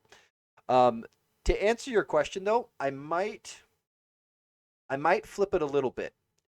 So I don't know if you were here 15 minutes ago when we were talking about like interview stuff. But one of my favorite interview questions to ask people is how they learn best, because some people, yeah, well, cover says 12 because this was this is a picture of the last print edition. I believe we got the digital website updated with everything for C# 13, and I think C# 14 is lacking. So I think, yeah. So I usually love to know how people learn best because it is often hard to tell people what is the best way to learn, because I have some colleagues who are very kinetic learners. If they don't have hands on the keyboard, it is difficult for them to retain the information. They really need to type it out, bash their head on it, try things, and kind of work through problems in order to get to that point where they understand it. Some people, they love videos. Audio input is really they retain it well. A lot of people, it's a mix, right? They try to get some people can sit there and read a book. Other people are like, no, I cannot sit and read something. I would much rather watch a video. Type, sometimes all the above, right? So I would tell you One, answer the question of how you learn best because that kind of will dictate what you should do, right? Some people are like, no, no, no, I really want to sit there, read through, digest, think. My wife is a reader. She loves that approach in a lot of cases. Um, I am more the kinetic. I want to do and kind of bang my head on it a little bit. I will say your comment there about without relying on I think, and I'm going to grab one more link real quick for you. Um, there is a, this is a work in progress. So take it as a work in progress. Oh, dang it, JC. Okay. Uh, the, I have a handful of guidelines around using AI that I try to hold myself to. But I do say avoid AI when learning is desired.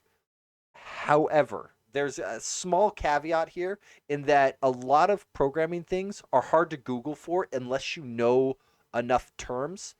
Um, like it's sometimes it's the old skill of being able to Google things for computer scientists. Like if you know a lot of the words, it's easy to find the right resources because you know the right words to put in. AI can kind of help bridge that gap. So I would recommend exercising extreme caution with AI because it can be a very helpful learning aid. I will put it that way. Oh, and thank you for the follow. I appreciate it. Um, but I would strongly be very cautious because it is so easy to jump off that AI crutch when learning and kind of cut yourself off at the knees on your learning approach. Um, yeah, let's see. I kind of started the book a couple times, made a gap, and so I wanted to break the pattern. I'm afraid of going live because I would just find the answer in the book as opposed to spending hours being bewildered. Yeah, and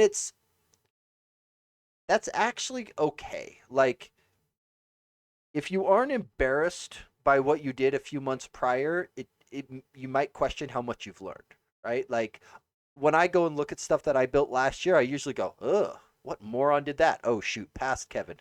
He was an idiot. Which is good because it means I've learned stuff in a year's time to go, yeah, that's not the way I would do it today. And I'm sure a few years from now, I'll look at what I did today and go, yeah, that's not how I would do it now. Right? Like this field advances so quickly that things constantly change, and it does mean that new up and comers, like because it's advancing quickly, people can jump on and quickly pass people who aren't learning as quick. Um, so I might tell you to uh, start with what start with what is your learning process, um, and maybe then consider there. For me, it's more regret that if I would have stuck with it, I would understand way more now, as opposed to having to catch up again and again. Um, it's an interesting observation. It is definitely somewhat true that every time you kind of drop off, it almost reminds me. So, uh, uh, my son, 10 years old, right? Riding his bike, crashes it. Basically, near the end of summer, basically puts it in the garage, doesn't ride again the rest of the year. We come back out, try to get on it this year, and there's some relearning that ends up needing to happen, right? Because I haven't done it in 7 months. But there's some things there that I think even though you may have to catch up or do some of that stuff, there's some there that I imagine probably sticks and probably more than you realize. Um, like our brains are remarkably good that if you form those kind of neural connections, even if they've kind of atrophied a little bit, it's much easier to rebuild something that was there that an atrophy than maybe something that was never there before. And yeah, it's like if you had started running, it's kind of like saving money, right? If I had put that $100 in the bank when I was 10, it after interest I would have had so much more than if I put it in the bank today. And that's true, but I think you oftentimes have to look at things from where you're at and not, I wouldn't say worry too much about what could have been, because it could also mean like sometimes people spend a great deal of time learning something and then that technology ends up going away, right? Like for people jumping in now, um, there is real questions about, is it worth learning the fundamentals? And I think the answer is yes. Like, my opinion is AI will, like when I use it in my day job, Copilot will oftentimes come up with suggestions and things that are just wrong, and you have to know when it's lying to you. And the only way to know that is to know the fundamental. Um, and so I think spending spending time making sure that you learn those things, I think is very worthwhile, because it's how you're going to get better. And whether you end up doing something in C sharp or another language, like there's enough overlap between a lot of the languages and some of those core concepts that learn one of them and it will translate. Um, yeah.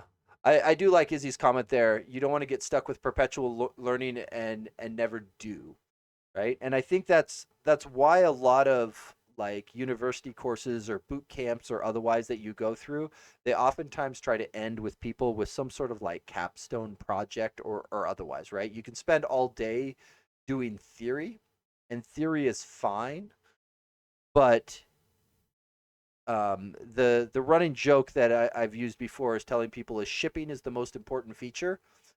If you don't ship, it doesn't matter. Like all the other stuff you did, if you never actually get it out to your target audience, even if that target audience is you. Like I build apps all the time that are just for me, which means my user base is insanely happy about what I've built. Sometimes they're less happy. But when my user base is me, it's easy to hit the mark or easy for me to be angry at myself.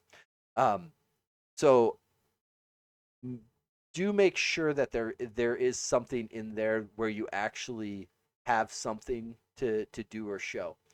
I don't know if I fully answered your original question. Sorry, I'm going back up to it.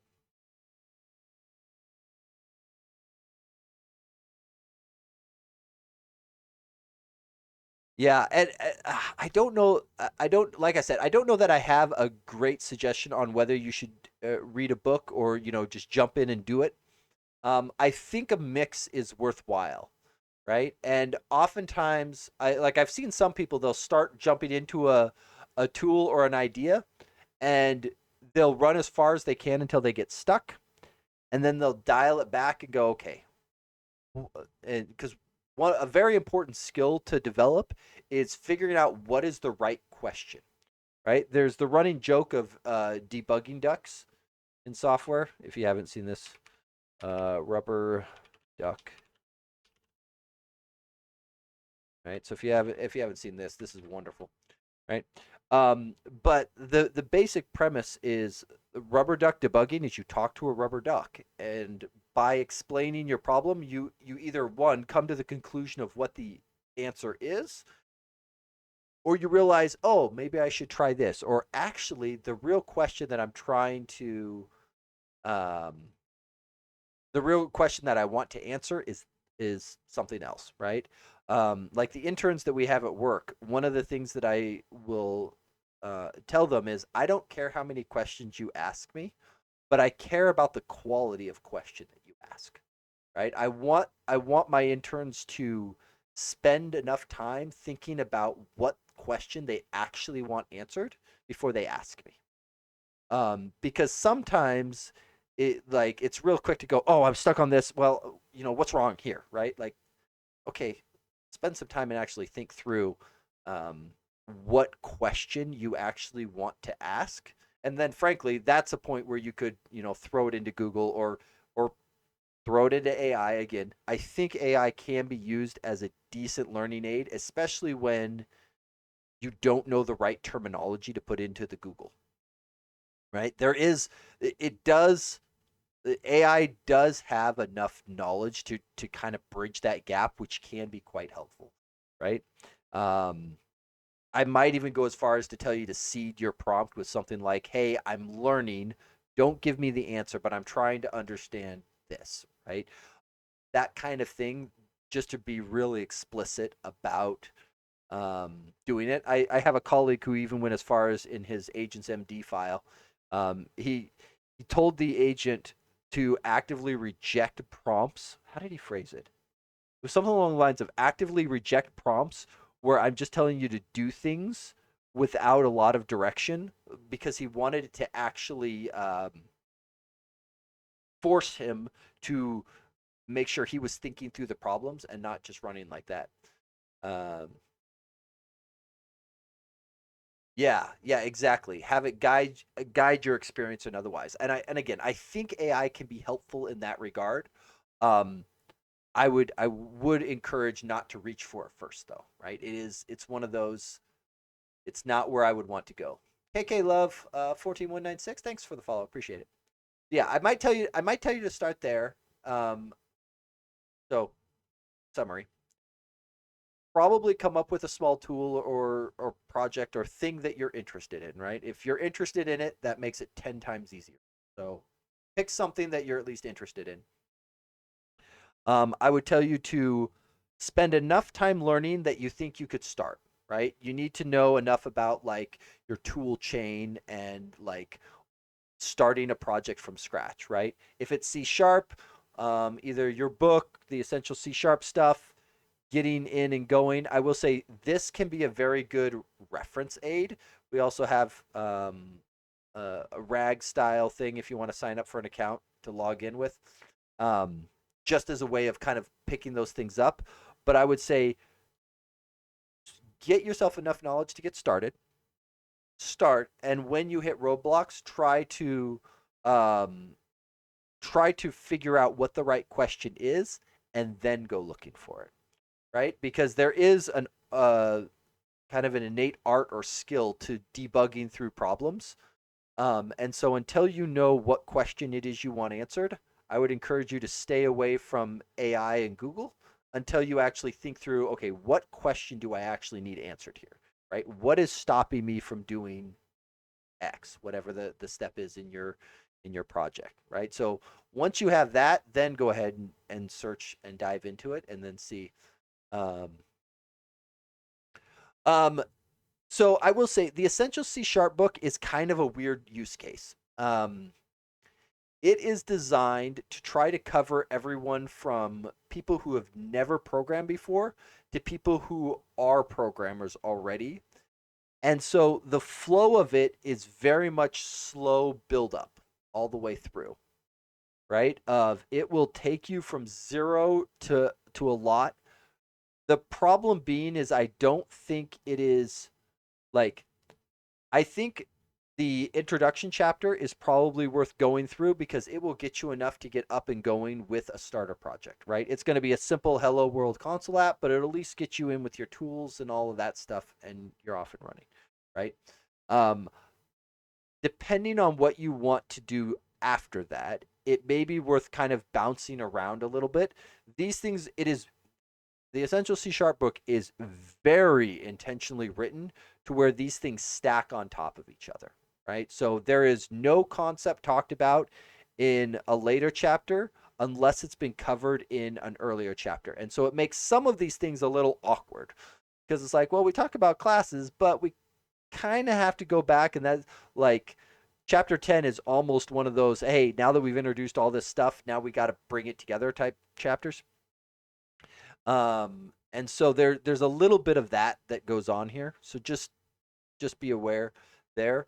But if you know nothing, it is designed to take somebody who knows nothing, and if this is their very first programming situation, you can just walk through it chapter by chapter, and it will build on top of each other. I will say it will be a slog if you are trying to start with a project idea and get running. Um, yeah, I've created a few WPF apps, very basic ones. Okay, great. So you've already gotten far enough to go, file new projects, spin the thing, get it up and running. I think that's great.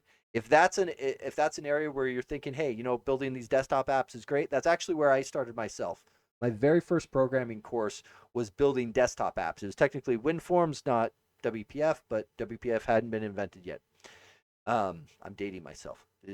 Uh, but there is something nice about building a GUI where you clicky on the buttons and text boxes and that sort of thing.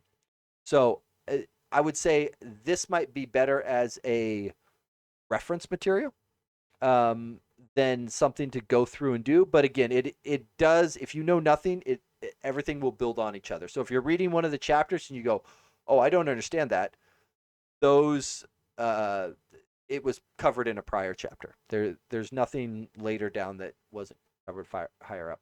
I see Izzy's comment there, so I'm gonna go grab this if you want it. I was gonna avoid saying this one because it may be more than you want to chew.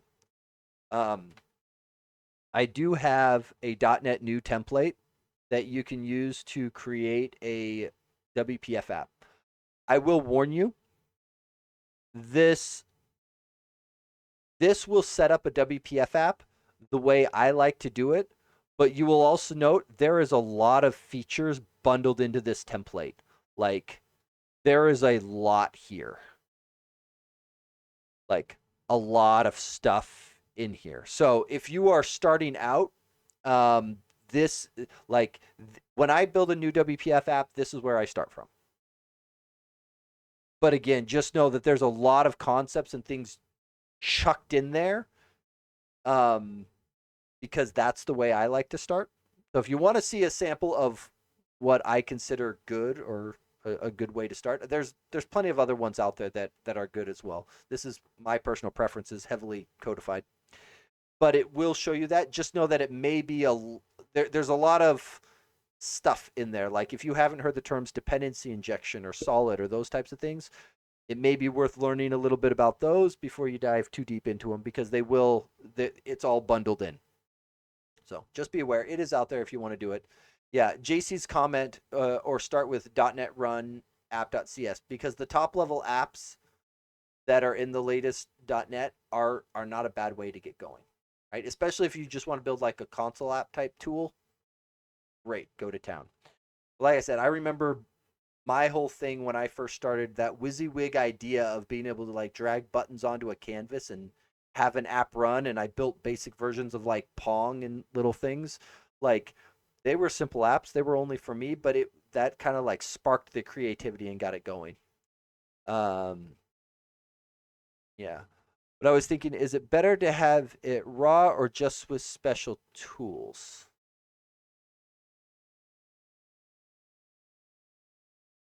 I might need some context there. I don't know if I fully understand the question there. The raw or with special tools bit.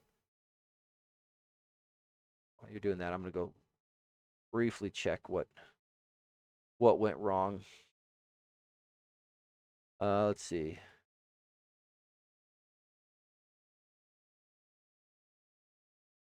Uh, oh, this is because we did. I'm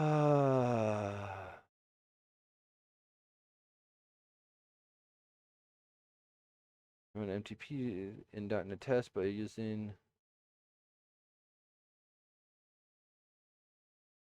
I think this is actually where I want to be.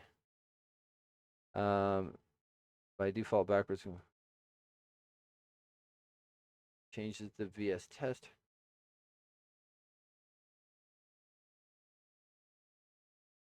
DP specific arguments. I think this is actually this case that I want to be in here. Uh, like say your dependencies or your app thing here help me a little as opposed to would be going alone and trying to build myself. I think the best analogy. Oh, okay, yeah. No, that is a very fair question. Is it worth having the extra stuff in there and going through or understanding what it is and why you would end up needing?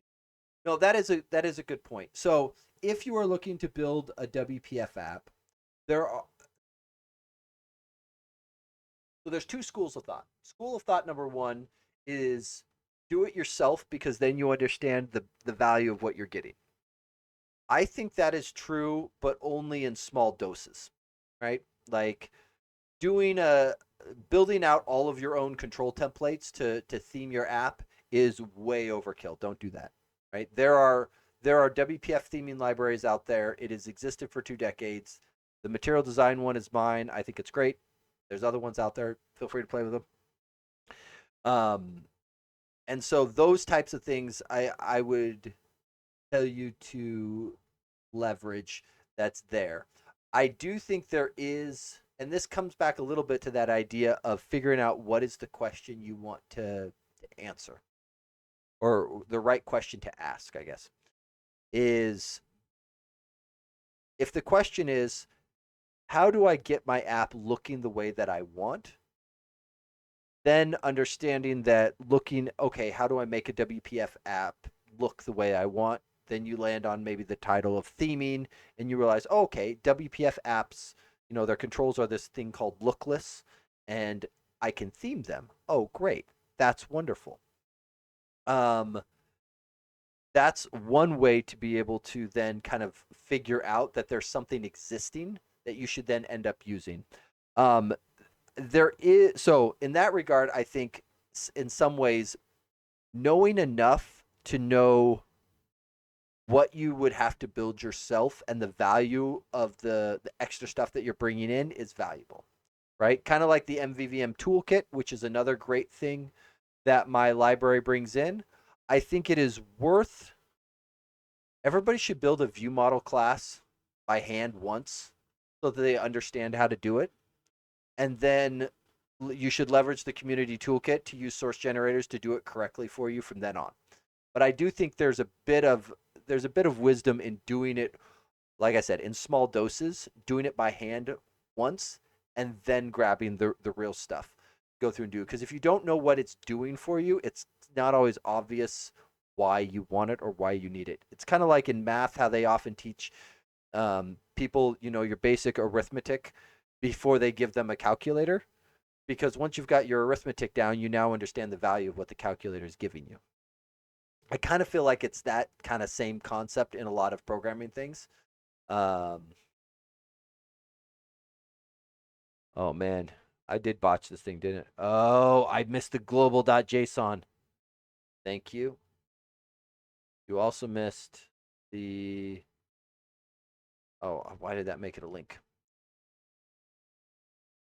Yeah, so I think I might. Nadro, probably butchering that name. I think that's what I would tell you is I would tell you to maybe start raw, but with the idea that once you look up the answer to a question that you have, and the answer is, hey, there's all of these online solutions of pre-built things you can use, I think then you've reached the point where it's okay to bring them in, right? Once you've gotten yourself to the point of understanding the right question to ask of, boy, do I really have to type out all of this code for every property in my view model?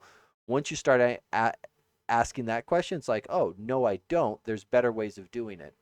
And so I think, and again, if you want to take a look at my template to see kind of how I start, that is a way to show you, hey, here's what is out there, and at least a set of dependencies that at some point you will potentially want to bring in. The Icarus, my experience, different. You start in the middle with pit of success approach, and then dig deeper when needed. No, I think that works as well, and I think I I would call my approach slightly more old school.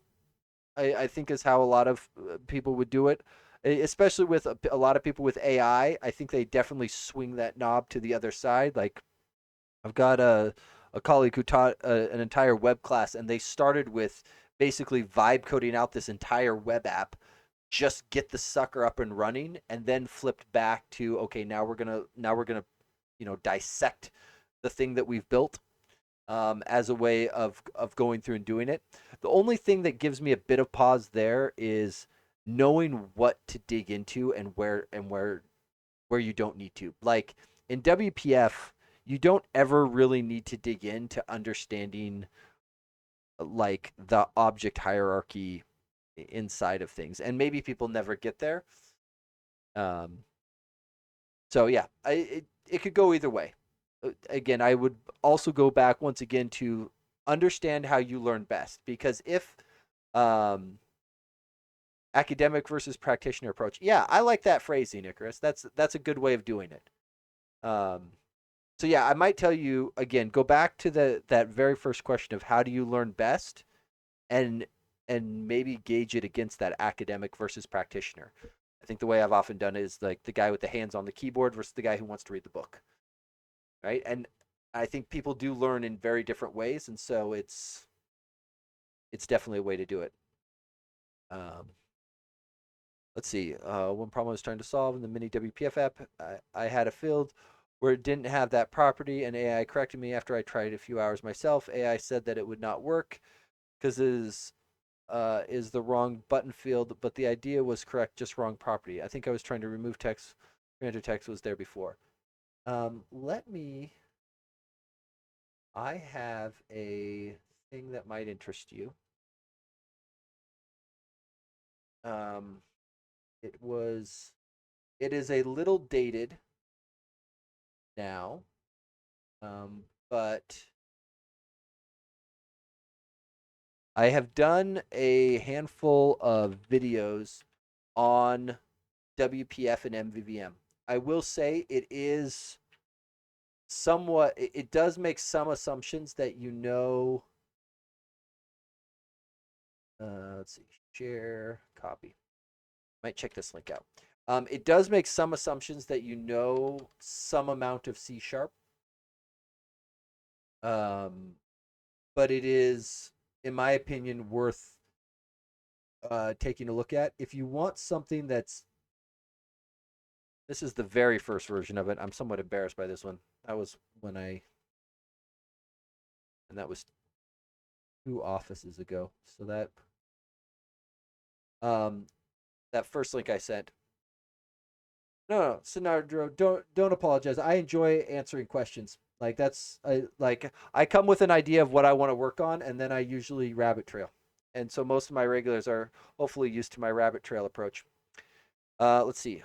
Izzy, I didn't miss your Enigma question. Do you think we should model my modular version and only visualize the connections for the original version, or do we want real models of the original versions? Might be difficult to model some versions, so I'm leaning towards just doing the NG model, as that is what would be in front of the user. In my head, Izzy, I had pictured just modeling yours. I hadn't pictured going back and trying to do models of the originals because I feel like that would require a historian in some cases. So, yeah. So if anybody wants an adventure YouTube channel when it comes by, search the word Enigma. You'll get if you like World War II or cryptography or otherwise, it will be explained. Izzy is building an Enigma machine and I am building some software. Uh, actually found you through this video. Awesome, Essen. It's great. And again, I like some people tell me that I should spend time actually like putting together more content on YouTube and whatnot, and I would love to. I have a life and a job and a family and otherwise, and so it is streaming and YouTube videos are very much my call it part-time gig, not my full-time job. Oh, and thank you for the sub. I appreciate it. I've recreated drawings from the original, but not any of the variants. Ah, Izzy, why am I not surprised? Didn't you say you weren't that far from Bletchley,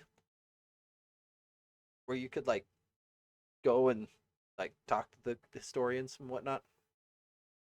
Okay, so by we, I mean I botched this guy and global.json. Yep, I grew up near there. Okay, thought there was. I remembered some connection there.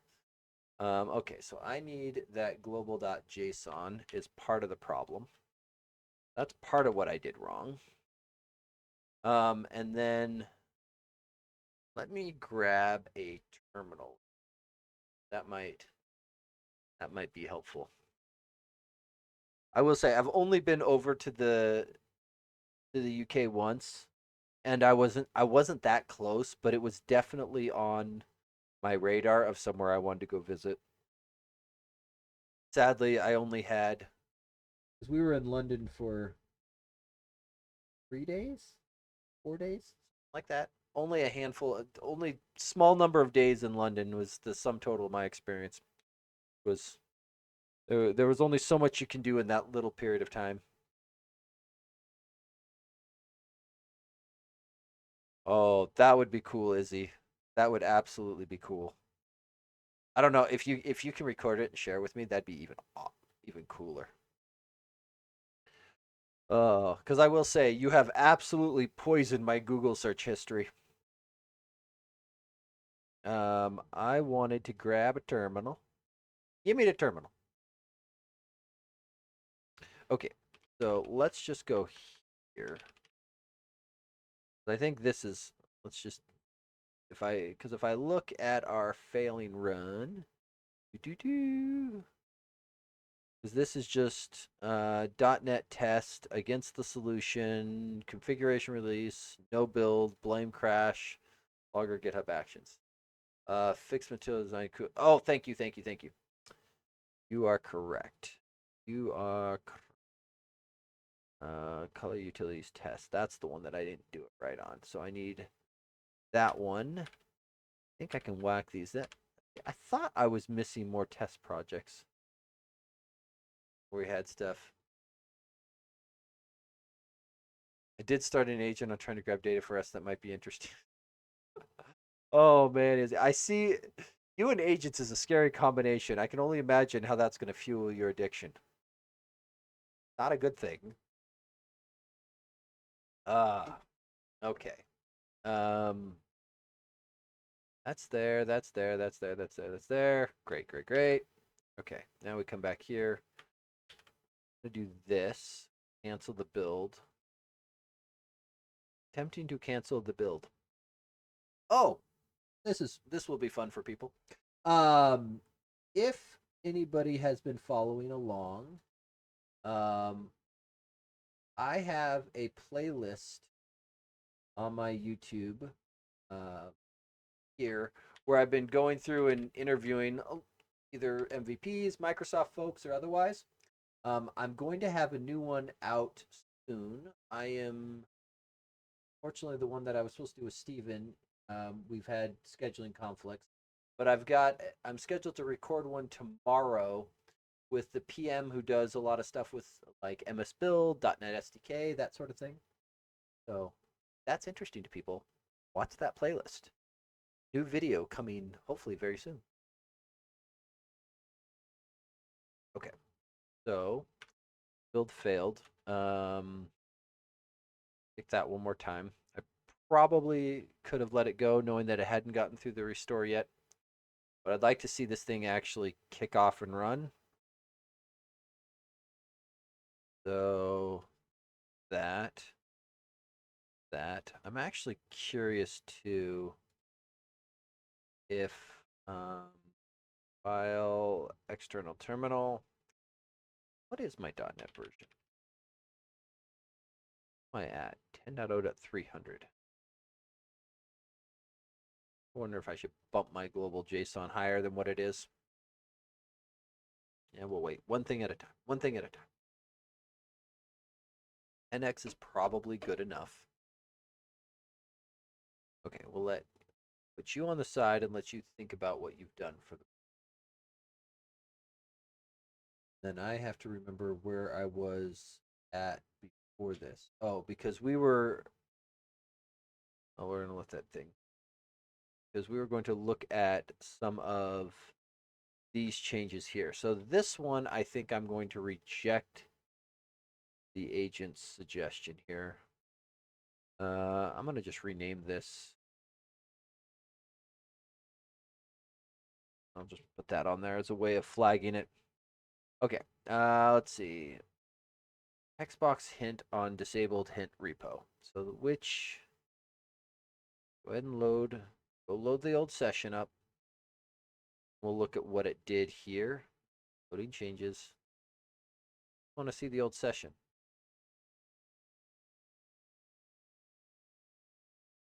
So let's see. Which issue did you start in on for this?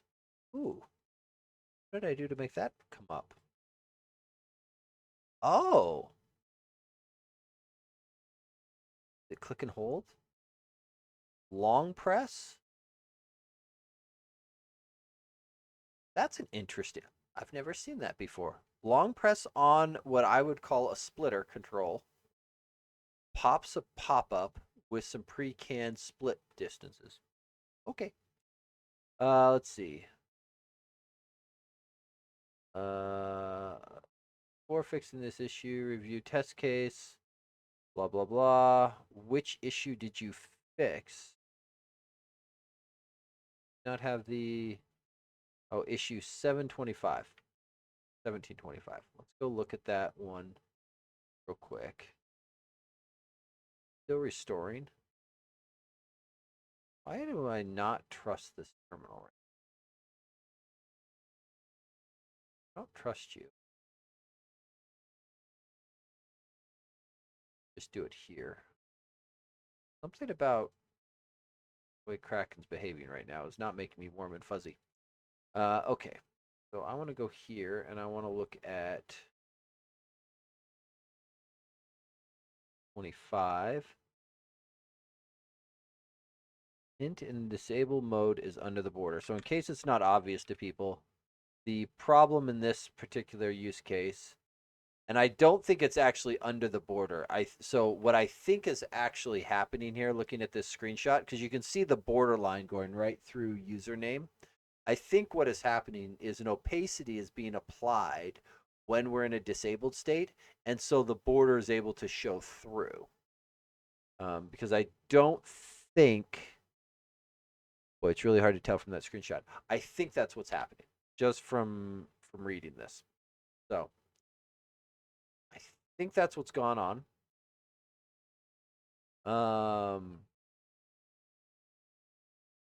And the fact that the AI probably doesn't understand that is, what has it done? So its fix is to remove a condition. Okay, this color scheme is bothering me. I need a new theme. Themes. Here's a fun thing. If you scroll, once you get down past the themes and they're up at the top, get this cool little dice button, and you can literally just roll the dice. So, whee! We're gonna be that color now. Great. So sometimes when you can't decide what color you like best, just click the dice until you go, yeah, that looks good. Then you don't have to pick. This is almost assuredly wrong. Edition source name is hint floating. Yeah, this is incorrect. Um, you're batting 1,000, Copilot. But we're gonna let that go. I was hoping one of these would actually be, good and useful. Okay, so which issue was this? This is one that we actually started refining before. Want the issue number. Review issue. Yeah, but I want to know 3887. I want to know which issue you think you were working on.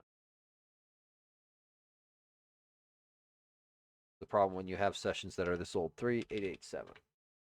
I don't want to just throw away work, but add to allow customizing the drop-down background color. Okay. Makes sense. Why is .NET Test just hung like this?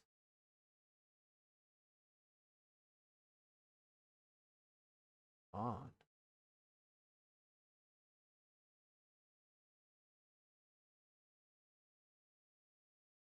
It literally just stripped. Well, conveniently, I'm apparently talking to one of the guys who's on the .NET CLI team. What have I done wrong here? Okay, so let's do this. Are you connected? Where is local repository? Okay, so I'm gonna just go pilot check on this while I go do something. I'm gonna make a commit really quick before it goes too crazy because it seems where did this thing go?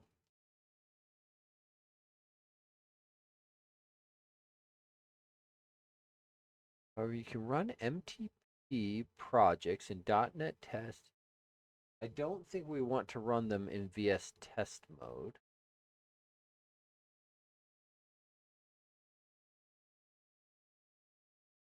Uh,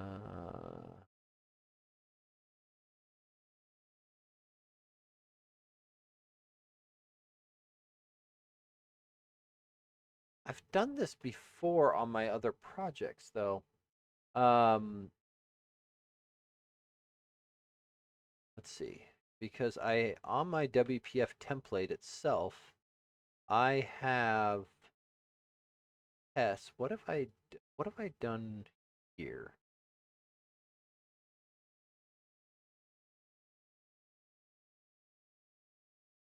I don't know that there's anything. Oh, there it kicks off. So it is in fact running.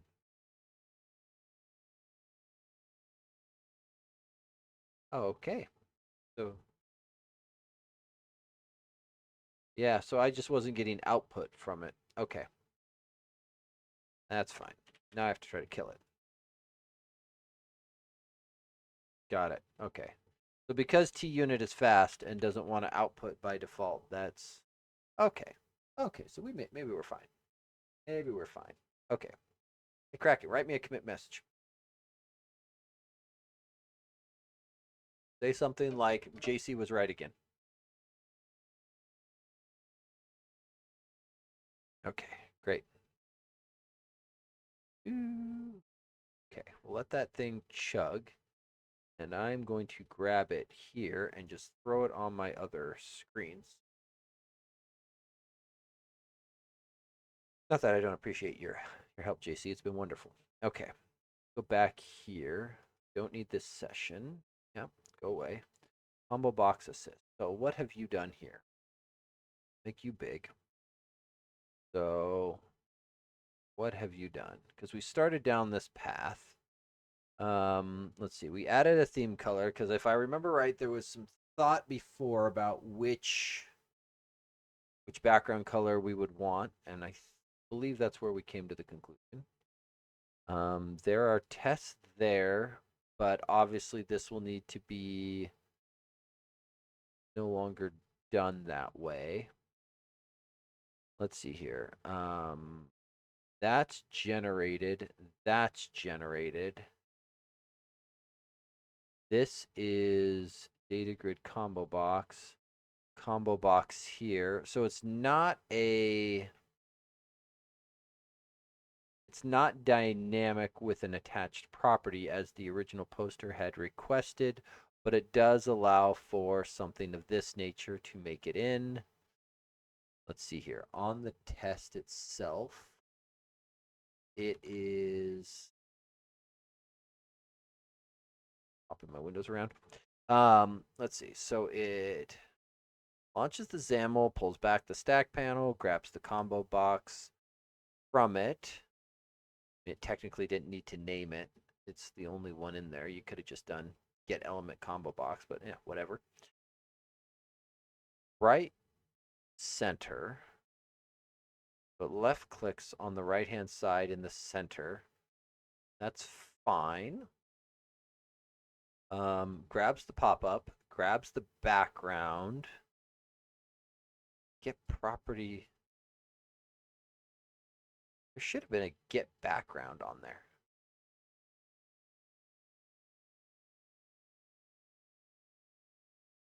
And I think we can actually just put solid color brush right there. Okay, so let's pop Visual Studio for this guy, and let's go take a Let's go take a gander because I think this is close, but we can probably, let's see, close that. Probably just needs to be cleaned up a little bit. And I could spend time prompting the agent, or I could just go do it myself. And oftentimes there is a little bit of the if you want it done right, you got to do it yourself mentality. Okay. I do wish unknown object blame crash. Oh, because blame crash isn't a thing. Grumble, grumble, grumble, grumble, grumble. Yes. Yes, yes, yes, yes, yes. That is uh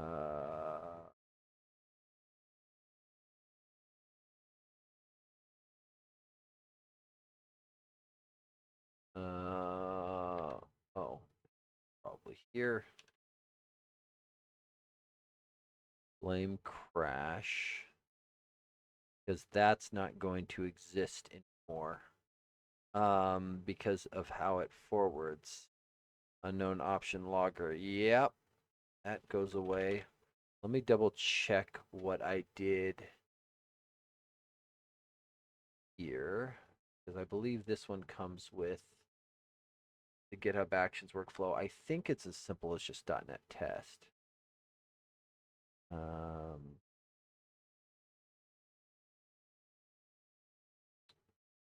we might want to do this. Well, is it really worth grabbing the code coverage? I don't know that it is. Not for this library. Because the code coverage is only useful if it's going to be meaningful. And in this case, so much of the library is in XAML files, it's not as meaningful. Yeah. We could do the maximum fail test, but we'll let that go. Okay. I think if I do that should be okay. That out.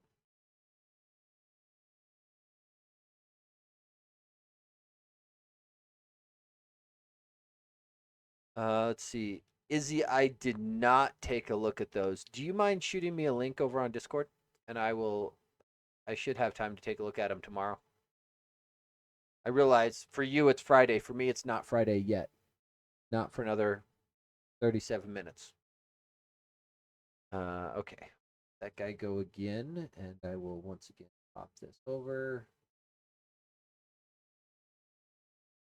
Let's see. Force, push, check the box. Oh, you're right. Right, I should. Okay, so down here, one, I want to see if this test passes to begin with.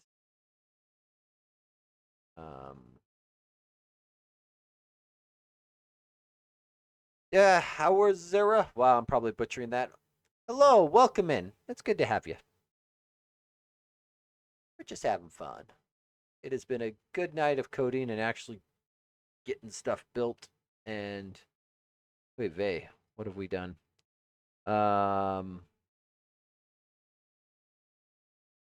not find part of the path. No, rebuild. It's all there. I promise it's all there. Hold up. I see build warnings. I see build warnings. Stop it. Only package reference. Do not. I'm programming too in Brazil. Oh, awesome. Where in Brazil are you at, if you don't mind me asking? Uh, here. What have I done so terribly wrong here? Something has completely gone off the rails. Give me this in Kraken so I can see what we've done. What have we done? What have we done? That's fine. That's fine. That's probably fine. That should be good. That should be good. That should be good. That should be good. And it was just this that I was questioning because I think I can get away with. Like, why are we struggling? Could not find part of the path.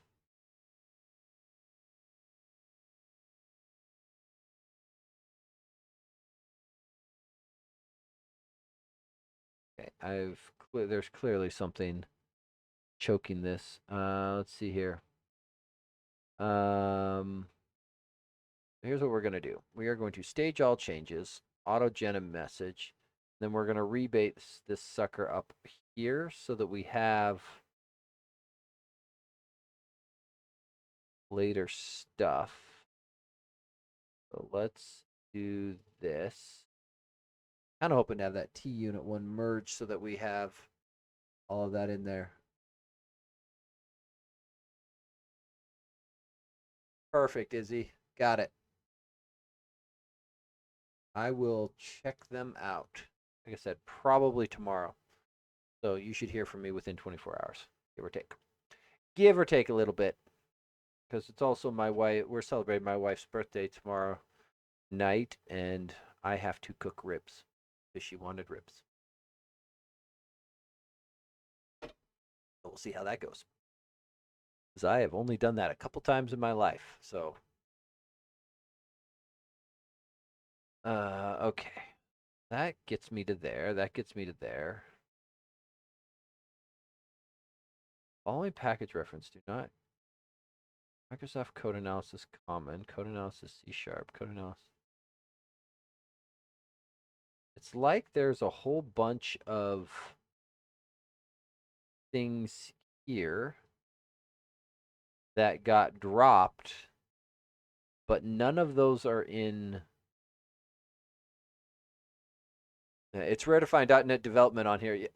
No ref check. Yes, I can agree. I'm an abnormal one, and that's for sure. It's kind of weird too. Like in some ways, like my target is English speaking .NET developers, and I stream at an hour when most of them are asleep. So my timing is also poor. But yes, I do agree that it is difficult to come by. What the heck has gone wrong on my build?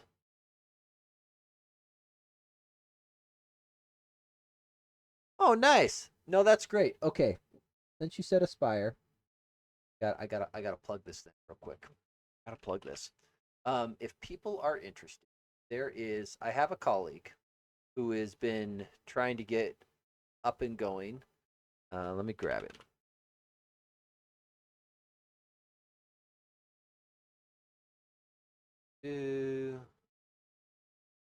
I find his stuff. Is his stuff. Um, Struggling to find his. Where is my show more? There we go. There we go. So if anybody wants to surprise Dan, he would love it. So he does do he's a little more of a web side of the fence, but he does do a lot of Aspire, Angular, React, etc. So check him out. It is definitely worthwhile.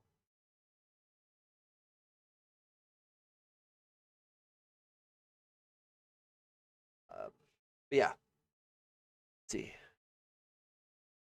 Let's see. It's Sybil's birthday today, so I'm driving back to my hometown in a few hours. Hopefully, I'll get tomorrow and Sunday to try to finalize hardware config screens and maybe start on some basic 3D models for the main components. Cool. Now it may be a sin to be hosted on FreeBSD, but I like Aspire a lot. Hey, no, that's fine. Like that's part of why Aspire switched from being .NET Aspire to Aspire, is they were trying to make it really clear to everybody that it is not Windows specific. It is not .NET specific. It is open and free to be used as much as possible. I actually have an interview out on I still have it up. My my YouTube where I sat down with Maddie, who's the PM on the Aspire team, to talk all things Aspire with her, which I had an amazing time with her. She is a wonderfully entertaining person. So if anybody's interested, you can find the Aspire one. It's 4 back latest. So if people are interested, and then there's other cool people on there too. Um, so I can see what is going on. I have to figure out why. What have I done?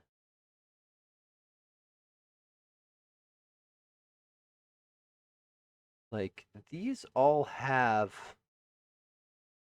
like there is a directory packages props file. Like what have I done wrong with this? Right? Like I go here, go up a level, make this bigger so I can actually see it. I go up a level again. Huh? There is versions defined, so the output error doesn't make any sense to me. There must be an error higher up. Let's see. Compiled, compiled, compiled, compiled, compiled. NuGet package restore failed.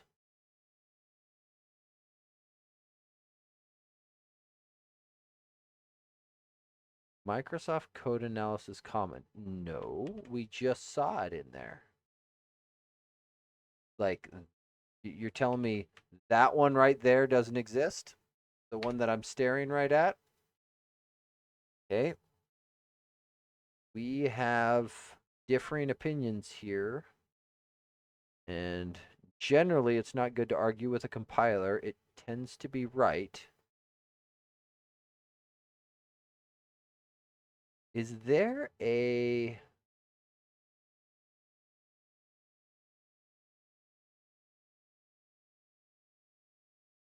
There's not a directory packages prop sitting in the middle somewhere, is there? No. No.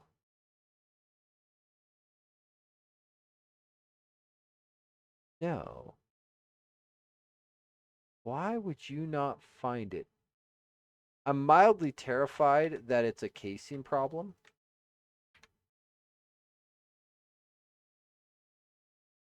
If this fixes anything, I'm going to be very disappointed in myself.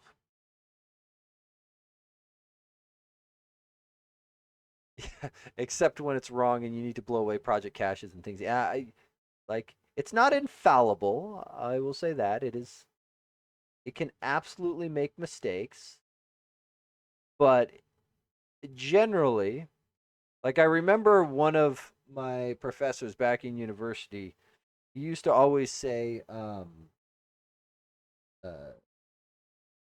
.NET is not broken, right? Like if you think you found a bug in .NET, back up, check your assumptions, try again. It's probably you, not it. Now, with that said, once in my life, I have legitimately found a bug in .NET. Now, it was already a known bug, and they already had a patch fix ready to go for it. I was proud of myself for that.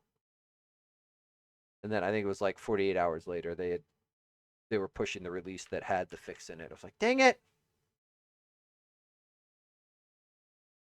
Okay, this is now bothering me at a very personal level that I don't like anymore. I must understand this. I must understand what the heck is going on. So give me a terminal. Just start here. Start from the assumption, because it is very possible, much as I want to give Izzy crap for his message, that he's completely correct. And because this work tree was created with an agent, I cannot eliminate the possibility that the agent, did something funky or maybe ran a build from a nested directory and put caches in the wrong place and any of that stuff. I guess I could have git cleaned it too, just to torch everything. But if this works, That's going to point some blame pretty squarely in one place. Maybe I'll shut down my other Visual Studio instances. Shouldn't be conflicts between them.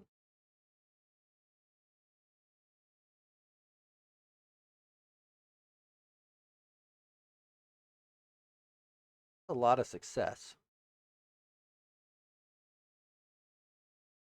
Okay. Try this again. Relaunch. Oh, did I not open? They've been dumb. I wonder if I didn't open. I bet you. Now I have to go back and look. Oh, wait, hold on. There's still 2 errors showing up. Why are these errors showing up when it clearly builds?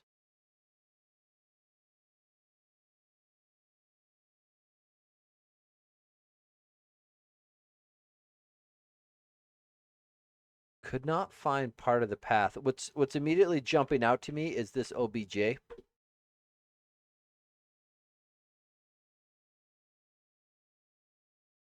Izzy, you might be right. Okay, get clean DFX. Let's just, yeah. Visual Studio is going to hold on to stuff. Oh, and Visual Studio wants to go run its update. Dang it! Well, I'm going to let that thing go for a moment. While Visual Studio is thinking about its life and what it's done, just flip gears. Ha! I can more than one ID, even though this one's not a real ID. Okay. UI test, combo boxes, combo box tests, 328. Source, UI tests. Here, UI tests. F, combo boxes, combo box tests. 328, give or take a little bit. Okay, great. That's all we needed. And then we're gonna just clean this up a little since if I'm already in here making changes, might as well. Oop, I actually need the width part there. That's just Notepad++ with the VS name, isn't it? It depends on what extensions you add in.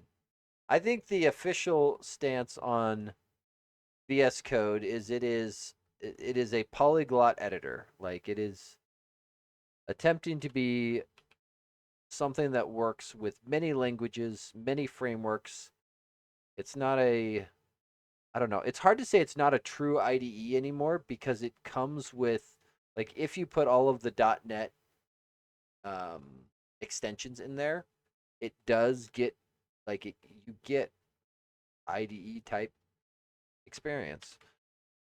And this should really be get background. So I should be able to just do this as I don't think it's meaningful to do that sort of change. Take that.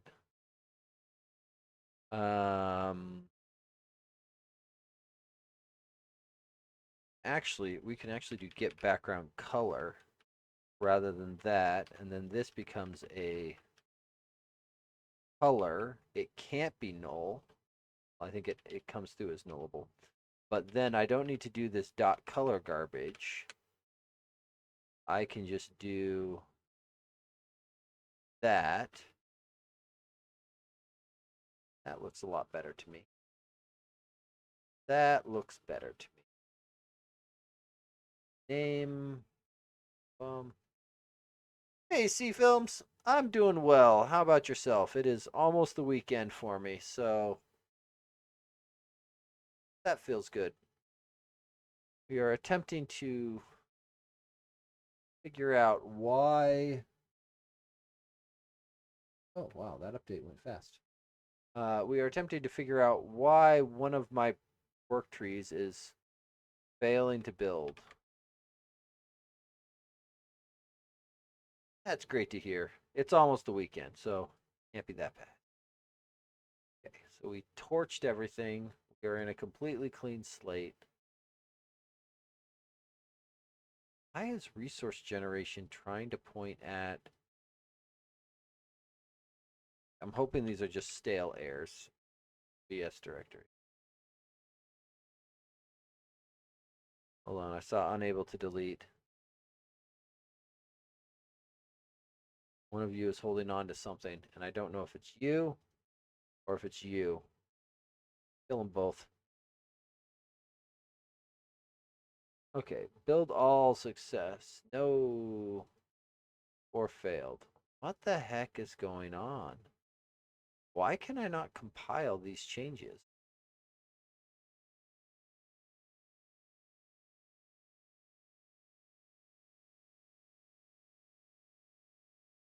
Not like a file too long or something. Like a path length problem? Maybe?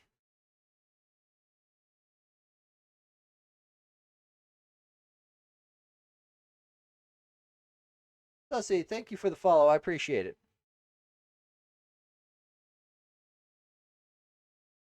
What is going on? Unknown build error. Value does not fall within expected range. You want to give me any details on what that is? No?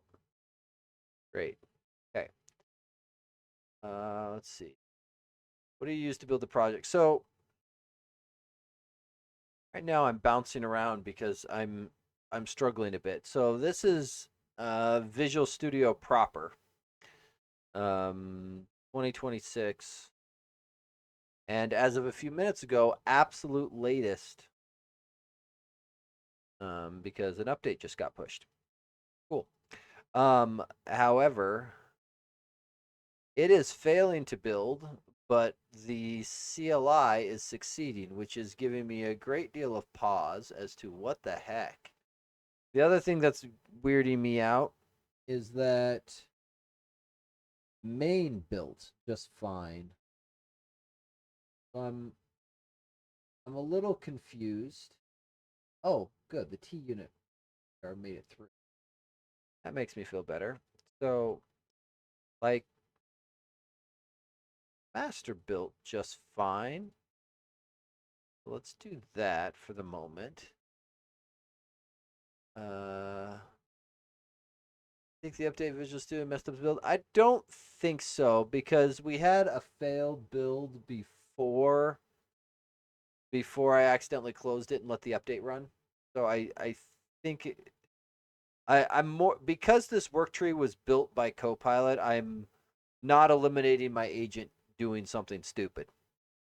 Uh, let's see. No rough checks. Does not .NET MAUI meet your needs? Does Avalonia compete in the same mobile development space as MAUI for cross-platform .NET development? So there's kind of three big players that all fight in that same space. There's .NET MAUI, there's Avalonia, and there's the Uno platform. Are the three big names to go through and do. I personally don't. Of those three, MAUI is I would put third of all of them. Even though it's so. The nice part with MAUI is it does like you get all of the support and whatnot from Microsoft. That's great. Like the team is actively building it.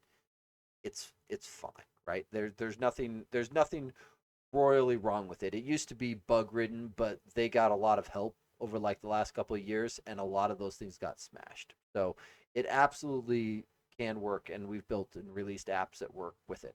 So um, I personally like Avalonia, um, partly because I come from a strong WPF background, and Avalonia makes WPF devs feel at home. It feels nice. So if you have a stronger background in older XAML frameworks, Avalonia feels really good. If instead you don't have that background and you are more inclined to be like the newer XAML frameworks, like a WinUI type thing, Uno is API compatible with WinUI. And so Uno will give you a lot of the same benefits that Avalonia gives you, but it'll do it in a WinUI flavor. And so if you have a leaning that direction, Uno is worth considering as well. So Avalonia and Uno, I go like Avalonia is my first pick, but some of it's because of my background and it makes me feel at home and I like that. In lieu of that, Uno is my next one. Which again, nothing wrong with it. It's just it's decided to go with a WinUI flavor of XAML, whereas Avalonia has a slight bent towards WPF side XAML. It's still a newer XAML spec and all of that jazz. It's just they've their syntax is a little different between them, and so there is a bit of a preference thing there that goes on. They both end up having the same type of stuff for rendering and whatnot. They both have put out Skia-based renderers for all the cross-platforms. So if you want a common look and feel rather than a platform native look and feel, that's an option with both of those as well. So it really depends on whether you want, because some people want a native looking button in all cases, and some people are like, no, no, no, I don't want a native looking button. I have my design. I want it to look like this on all platforms. Don't change it, right? So those are kind of the two competing ideas. Um, so yeah, Avalonia or Uno would be my picks if I was going to be building in cross-platform space.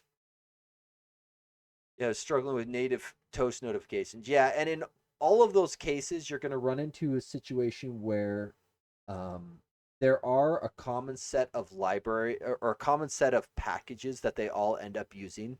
So when Microsoft finally did a lot of the true cross-platform work, they have like the common Android library, and I think Maui, Avalonia, and Uno all reference the same .NET like Android and iOS libraries for those native bindings. And then they all build their kind of UI stack on top of that for what they're then going to go through and give you. So they all kind of end up with the same foundational framework in some ways. Uh, they don't all use it in the same ways and the same capacity.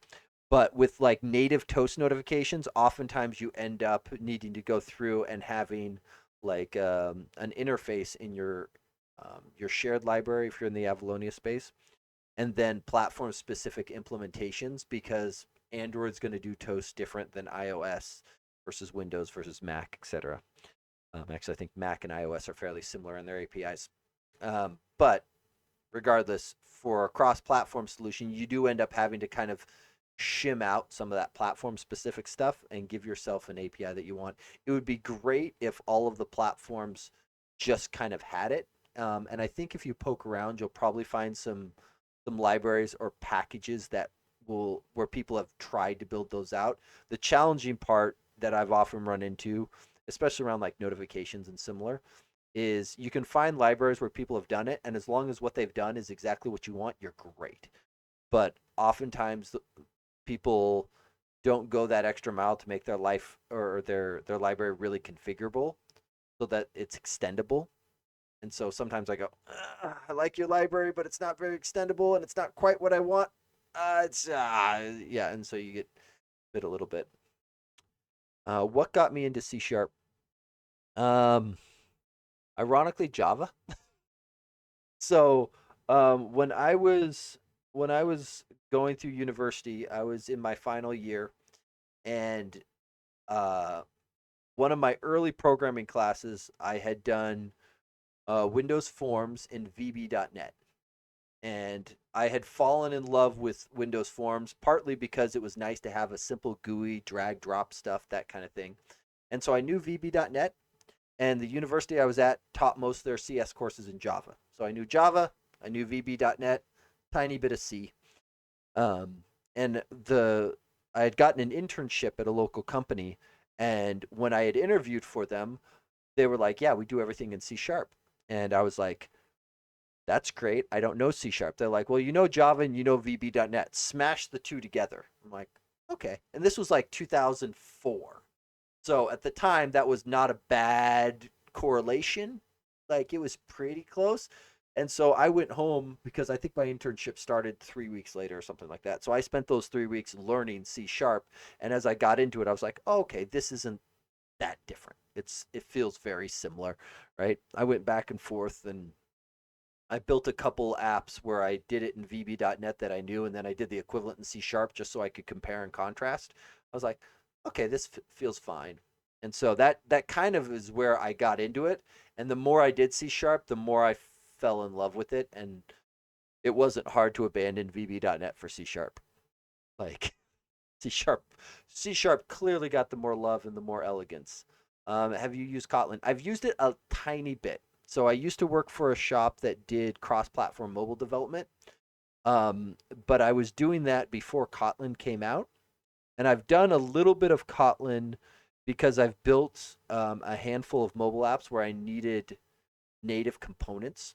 So, for example, I built a component for a bank where they were wanting to do the check scanning, and they needed the little um, computer vision parts for scanning the check. So I built out native components for them to use in Kotlin, and unfortunately, Swift was a pain in the neck at the time I was doing it, and so it ended up being C++. So I've used it a little bit. I wouldn't say I'm proficient in it by any means. I know how to download Android Studio and hit new project in it. Does that count? Yeah. Yeah, VB5 was much better.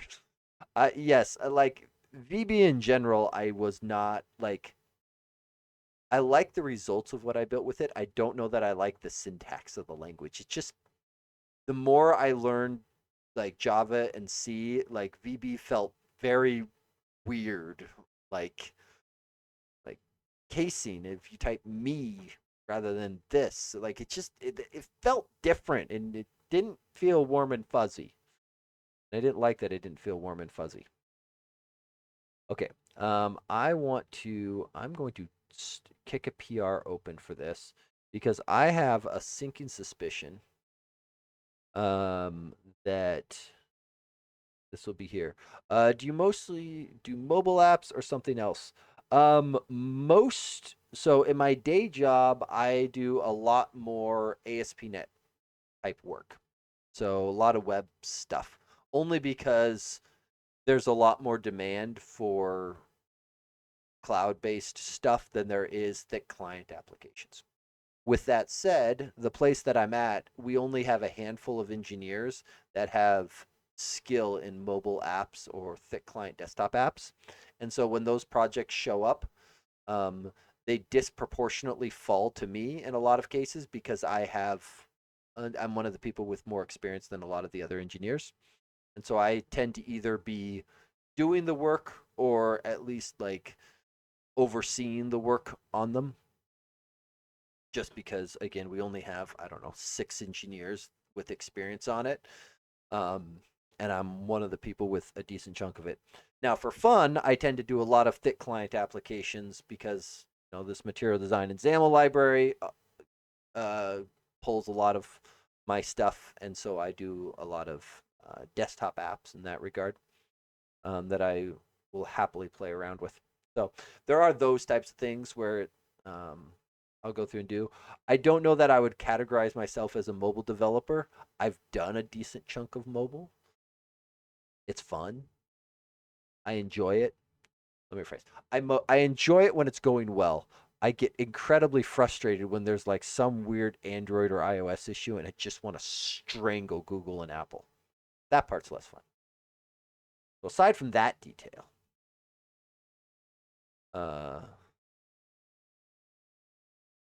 you have a fork of this repo. I don't want to use it. Oh, and I have a work tree out with the T unit improvements. So let's whack. Oh, my main work tree. Oh, that's weird. So okay, so hold on. I need to move this. The home one needs to be there. Got too many work trees going, and now I gotta remove them around. I remember the old days where nesting in VB6 started to look like me.x.thing.self.something. Nested function context codes, naming conflicts. Yes, Izzy. Yes, 100%. 100%. Um, why I am confused why my home one is here.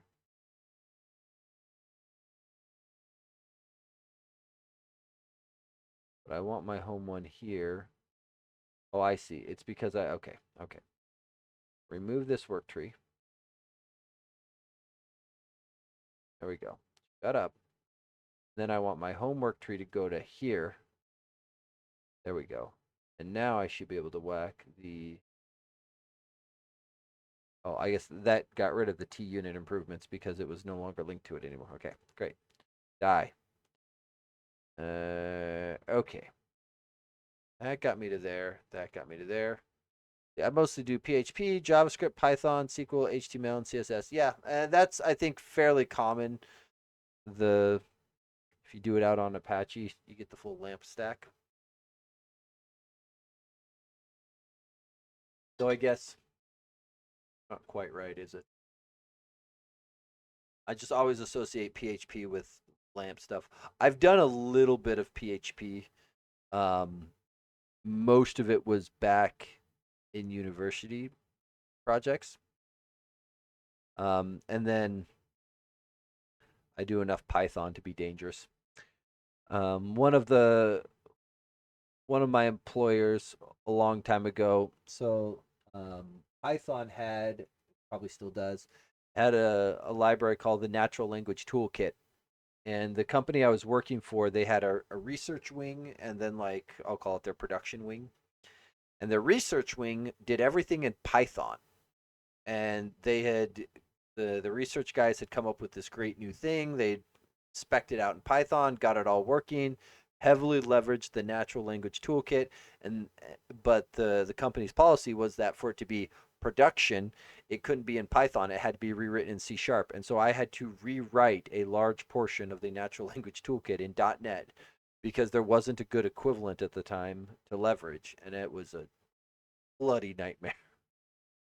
I did it, got it going. It just, oh boy, that was one of those situations where having if we had had AI back then, that project could have been done in a week. Instead, it was more like, I don't know, 3 months of me banging my head against a wall, hating everything related to it. Okay, why do you think you have an open? Oh, because you are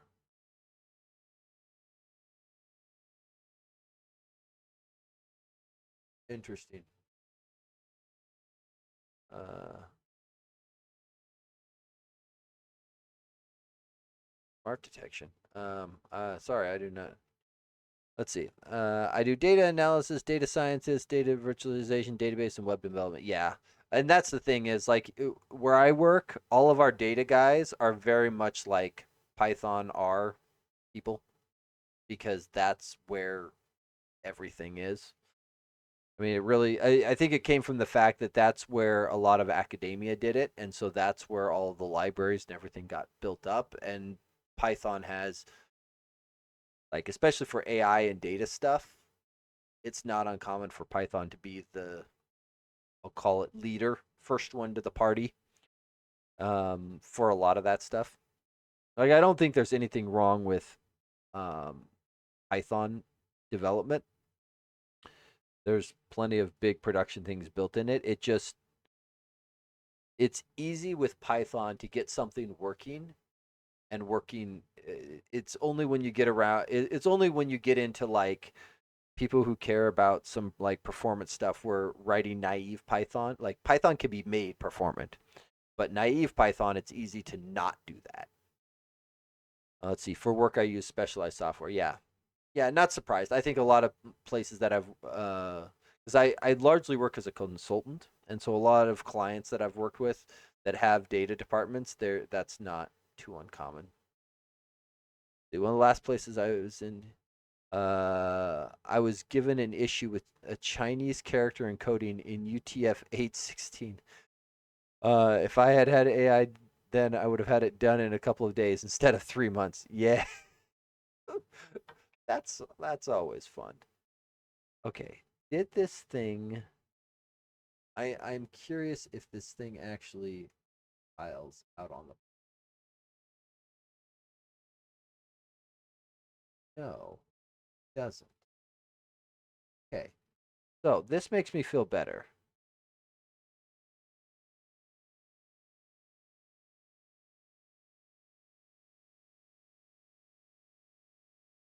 The incredible Holgi? Hold. Thank you for the follow. Uh, let's see. So, so kind of like you, I went to a heavy academic university with CS, Java, Haskell, operating systems design, formal languages, automata, etc. AI has really leveled that department. Yeah, yeah. No, I can absolutely see that. Okay, so it mostly compiled aside from my hand rolled test that I did because I'm bad and I need to just go back there and then I should be able to tweak that up. Let's see. What do you think of manual coding versus hybrid coding versus vibe coding? Um, my opinion is that AI is a tool, and I don't think it's a magical tool. And so, a lot of my apprehension, I guess, oh, we don't even need this anymore. With a lot of like vibe codingness, like it can be done, and I've seen like I've got a colleague who has built out an insanely large WPF desktop application. But the amount of work that he has put in to keeping his agent on track and not going off the rails, like it is insane the amount of like I was joking with him. I'm like, you so if people haven't seen Brady Gaster's Gaster project called Squad. It's a way of getting a bunch of AI agents. You set them up kind of like a dev team, turn them loose, they get accomplish tasks, blah, blah, blah, right? My colleague basically built his own variant of that by hand. All because he had a bunch of stuff that he wanted to do, and he was fighting with, if you just, vibe code the thing without any sort of constraints, things go crazy, right? And so I think it is a tool that can be made to do work and work well. Some people think the coding by hand is going to go away. I think the hybrid is probably a little more akin to where I see things going in a lot of cases. Um, like quite often, if I am given a task, depending on what it is, I may just task an agent with taking a first run at it.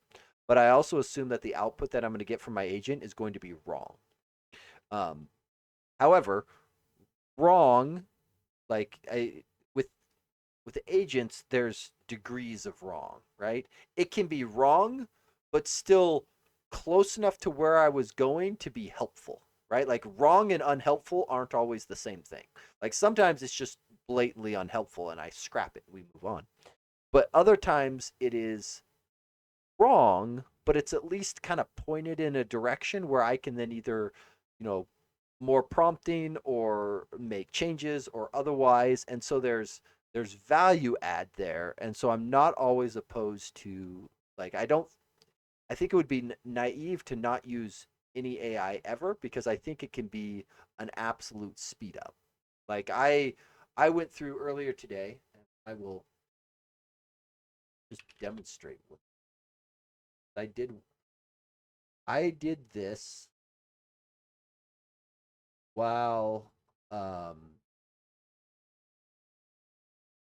while I was out for working on other things, right? Like one of my agents needed a task, I turned it loose and I let it go, right? So this is the AutoMocker library that I maintain, and I had come up with this idea that you know what, we don't have anything for doing the fake time provider that got added into .NET in .NET 6, I think. And so I wanted one, and now this library is very clean. There is a lot of tests. It's everything is well structured, right? High pattern heavy. I know AI eats that for breakfast, right? And so I was very fine just basically prompting it and saying, here's what I want, go make it happen. It kicked out a PR that I had very few issues with. Um, like it made all the tests for me, built everything out. I did almost no work on this, right? Beyond reviewing it and turning it loose and going, yep, that looks good. Now, I didn't go a full release on the NuGet package because I'm like, I don't know if I like the name. Might come up with a different name, and I wanted to think on it a little bit because there is an element of taste when the AI is involved. So this would have probably taken me hour and a half, 2 hours to do by hand if I had done it that way. And so I think it would be foolish to get rid of AI tooling when in 2 minutes I got a couple hours of work out of it. That's a pretty good value add. So I think there's going to be some of that in there. I think though that AI really does have to be looked at pragmatically for what it can do and what it can't do. And I think there's too much of an over reliance on it at times, right? In this case, I knew what I wanted, high pattern, well structured. It was going to be hard for it to go off the rails, unless it started like deleting tests or things. So I was like, yeah, it's not going to break anything, um, and it built out everything exactly as I wanted. So I think the hybrid is probably what we will see most. I don't think we will like the idea that we will get to a point where engineers don't need to look at the code or that thing anymore. I think is nowhere close, mostly because even if the AI were good enough to say get it right 99.9% of the time, right? Only 1% it's off, right? Um, get, wait, status github.com, right? So this is a great way of looking at it, right? Like this is GitHub's uptime, right? In the last 90 days. And we can see all of these things have like 99 point something amount of uptime. And if we imagine that that's AI accuracy of how often I can give it a task and it's accurate 99 point some percentage of the time. The thing is, people have gone through and actually built out, what was it? Real GitHub status page. This one I think is the one I'm thinking of. Yeah. So here is the problem with things that are 99 point something amount right is that little point adds up a lot, right? And so it if you are okay with breaking things, I think vibe coding is fine. I think like I vibe coded a little website for my dog last week. Did I review any of the code? No. But it's for me and the blast radius is me, and so I don't care. There's no personal data. There's no nothing unless somebody wants to steal a picture of my dog. Great. So vibe coding is great in those cases. In every other case where you cannot tolerate the blast radius when things inevitably go wrong, there has to be review or otherwise put in place, right? Maybe people can get away without looking at the code if they've put in a ton of DevOps work with an appropriate amount of testing and all this stuff. I still don't even think that's possible, but I'm not willing to say it's impossible, but I think it would require a significant amount of DevOps work to make that happen. But when you start adding up all of those little uptime bits, we go from 99 point something to 87%. And now suddenly it's no longer a small failure. And I see that with AI and vibe coded stuff a lot is it's very easy for it's like, yeah, it got it right like 99% of the time. It's like, yeah, the problem is that 1% stacks. And it does and it's multiplicative, not additive. And that's a problem. So, I think that would I see hybrid being more plausible. I see right now, like if I meet an engineer who says they don't use source control, I assume it's a knowledge issue, right? They obviously don't know the benefits of source control, they don't know how to use it well, etc. Right? or they're a new engineer, haven't had a lot of things, whatever. But like we look at software engineers that don't use source control, like what's like something's up. Why would you not do that? And I think AI based tooling is going to be seen the same way in not too distant future of people like you type everything out by hand. You don't let AI help automate any of your process, really?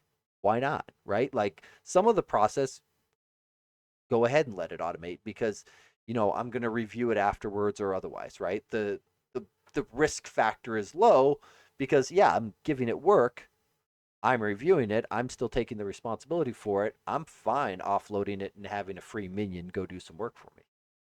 Great. As long as the value adds there, perfect. So I think there's going to be that kind of hybrid trade-off that I would expect in a lot of cases of why aren't you using the best tool? Like, is it a cost thing? Is it a knowledge thing? Is it whatever? All right. So, but I do think it'll be hybridy or similar would be my thought.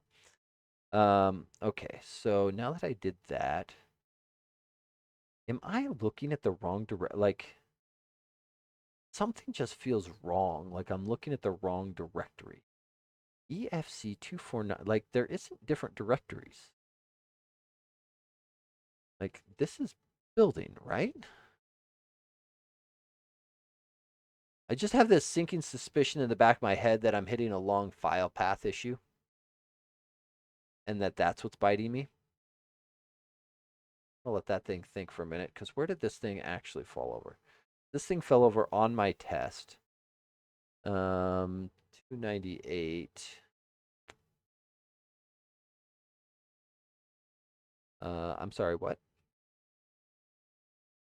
Combo box test, line 298, column 46.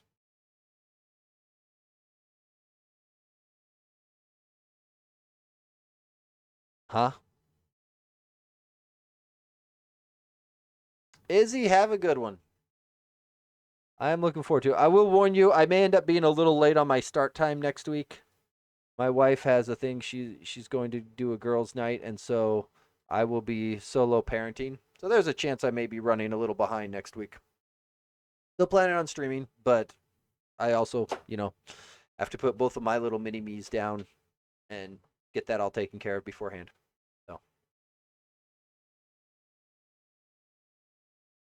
yeah. Let's see. No ref check. I feel like I could be a 10x developer with some help, and then sometimes it drops to like 0.01x depending on how my pair coding with AI works. Yeah, and I think that is 100% true. Like there are times the amount of code because it can absolutely generate. I'll put it this way: it can put more code in files faster than I can type. Like it's not even close. And I think a lot of that 10x time when people get that, it's like it's generating. It's people don't like it when I call AI a fancy source generator, but like it gens a ton of stuff really, really quick, and it's good at that, right? It's very good at, especially if you have high pattern heavy stuff like that PR I showed. It gen basically all of that with very little correction for me, very fast. Like that was again easily more than a 10x speed up over the time it would have taken me. But it was also again a constrained area in it with high patterns and other things where it would lend well. And I do think that's that hybrid nature where there are areas where it's good and areas where it's really bad. Even like pull it up, those sessions that we kicked off a couple weeks ago that we were reviewing, where it was like, yeah, the text box hint on a disabled state. Well, unfortunately, the AI didn't pick up on what I noticed of, hey, this is an opacity issue with the background color, and it ran the wrong direction, right? Like there's areas where it's lacking and it needs extra prompting, extra help, more tooling, more access to different context or otherwise. Like there are or times where like I've got a thread with a few people at work where it's mostly screenshots of us poking fun at Copilot, or I'll call it Dunce Pilot at times, where it goes off the rails and does something completely insane. It's like, no, no, no, no, no, no, no, no, no, no, no. Let's back up. Let's try this again. But for like when working with it, like my team often will go down the path of, well, hold on, it went off the rails, but maybe we can correct this, right? Maybe we can fix our skills inside the repository. Maybe we can do something in our instructions. Maybe we can try to do it because it is a very powerful way to automate work. Very good at like, and so there are times I think it is very valid to leverage it to try to automate away a bunch of the work. The thing that I don't think we are anywhere close to being able to delegate away is the actual thinking through of what the correct solution needs to be. Because what I can prompt the AI very well when I know what the solution needs to be, and I just want it to go do all of the inserting of the code. Just like I could explain, like when I know the right solution, I could explain it to a junior engineer and have them go build it. When I know exactly what needs to happen, I can do that. Where I'm a little fuzzy and I'm not really sure and there needs to be some explanation, like sometimes the plan mode in there is helpful, and sometimes I'm just throwing the AI at it to let it explore an idea for me, and I'm going to just scrap its work at the end anyway because it's like, I don't know, maybe we go down this route, have it do it. Nah, I don't like that. That's not what we want. Like I've done that a number of times where I'm like, it'd be really cool if, we changed our pipeline so that we didn't have to recompile and we just copied images around and all this stuff. It's like, let's try it. Because AI lets you try stuff that otherwise might be like, we aren't going to try that. It would take 3 hours to get a script for that. Let's not waste the time. What's like, or 30 seconds of me typing a prompt, then reviewing its output later. Well, the cost of trying that is cheap. Maybe we try it. Again, I never assume that the AI is going to give me a perfect solution or a great solution. I always assume it's going to lie and backstab me because I think you have to approach it with some skepticism. But with that said, I do think in a lot of cases it does tend to, like, being wrong and being unhelpful aren't the same thing, right? It's there, and I think in a lot of cases it can be quite helpful. It's just also wrong. And so as long as it's not being completely unhelpful, I'm probably going to leverage it and take its output because it's got, like, it's already got me 80% of the way there. I just got to, pivot and redirect stuff. Let's see. It's a great golden retriever. You ask it to fetch. It may not be a stick every time, but it'll do its best to please you. I like that analogy. I like that. A couple of weeks ago we adopted a new puppy, and that hits home for me because she does the exact same thing. You throw the ball, she'll bring something back. May not be what you threw, but she'll bring something back. Okay. Um, I am very baffled as to what, like, I do not know why this thing. Okay, let's get out of here. Let's be a terminal inside of here. Is there something weird going? Like,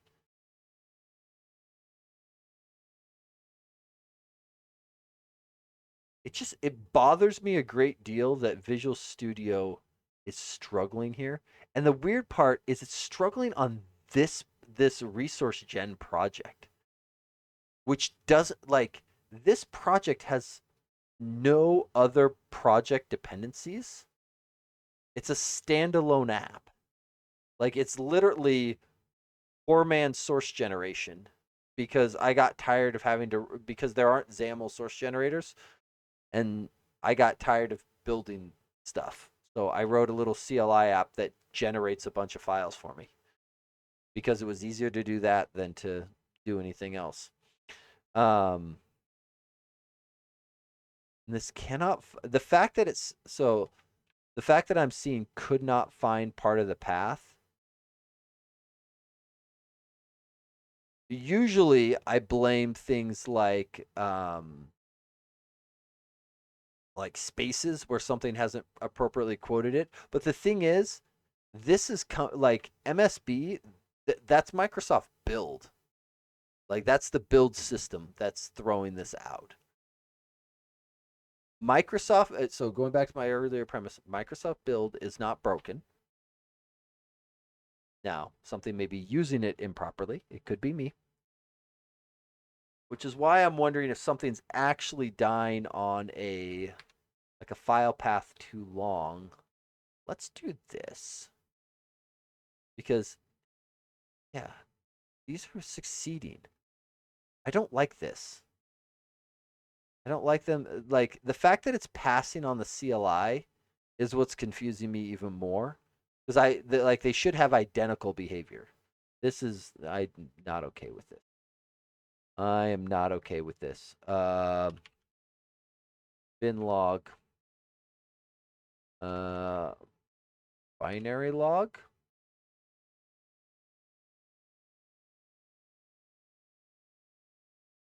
Where is the? Where is the?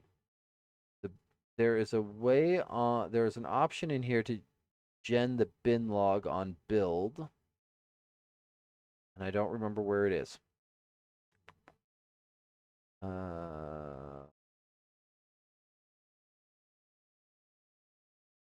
case people care, I do have VS Pets installed. I wonder if this is in the old one.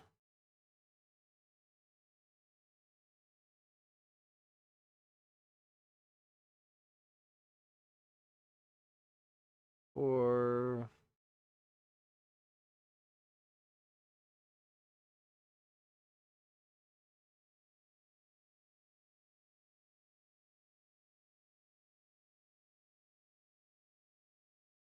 templates, STK projects, file nesting.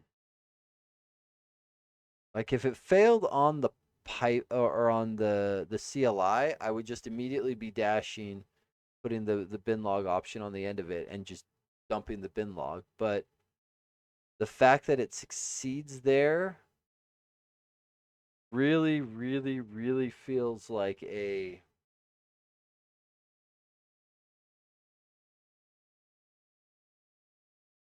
okay. So we're gonna test this. It's slightly weird.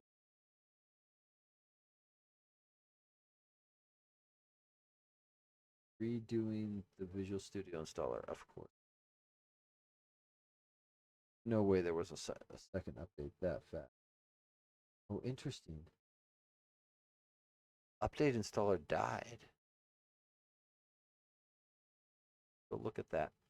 Um, I wonder.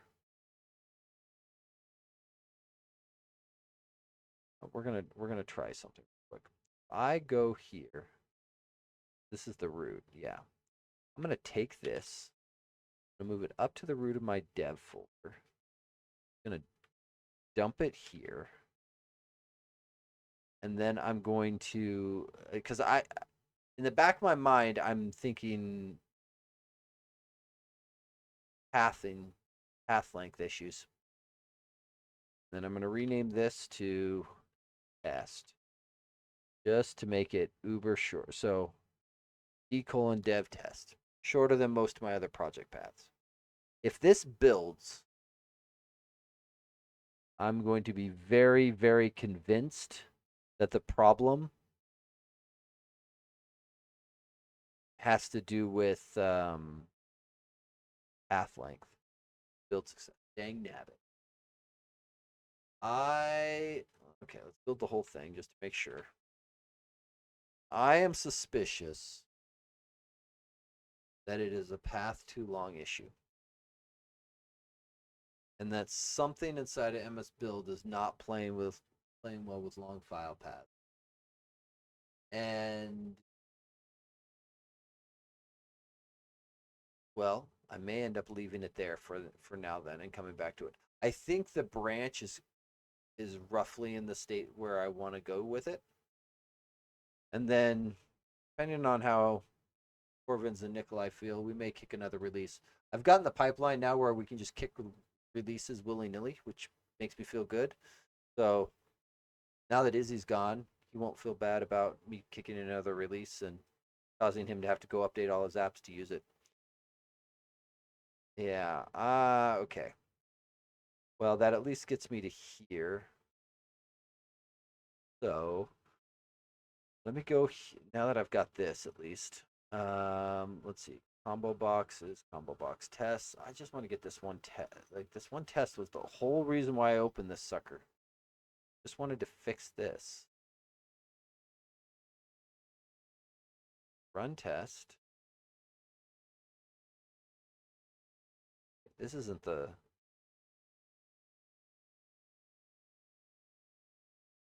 right test, is it? Am I looking at the wrong thing? Is the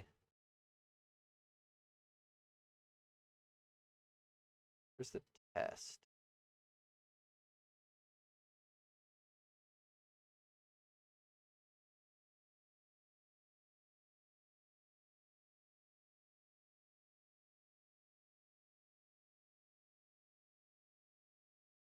Things up. Probably because I rebased it. Guessing. Combo box test. 282.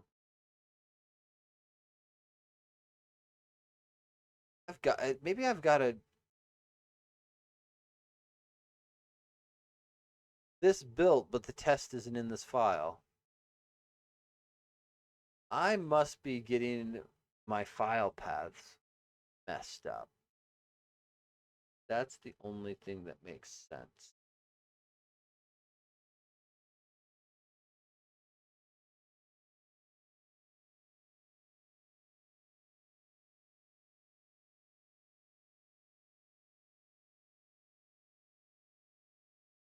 Philosopher Zero, thank you for the follow. I appreciate it. Why? Okay, I must have a file path. File manager.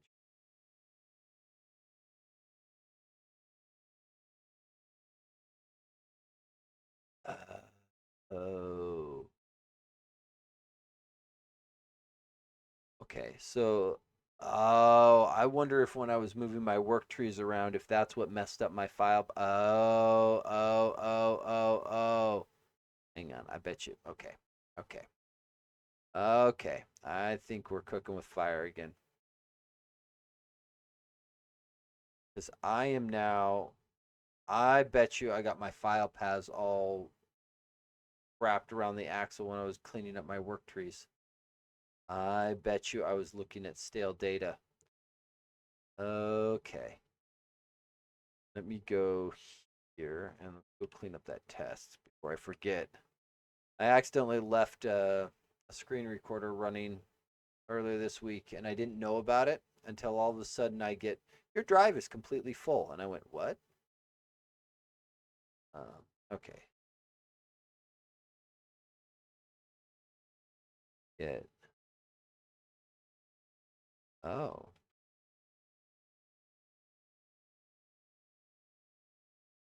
Box pop up. You not have a background? You. So this guy here, this will work, but only after we do the needful to tell XAML test that I want to leverage this. So I think it is in my test base. Yeah, so I have not done this one. Uh, there's that, but I want it to be Humble Box pop-up. So this is a source generator inside my XAML test library. So now get background color should magically pop into existence because it will see that background color is a brush and what did it do? I'm gonna get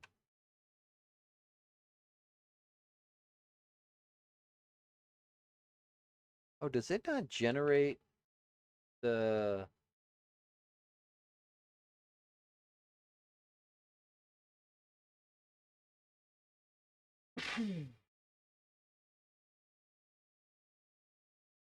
it did not generate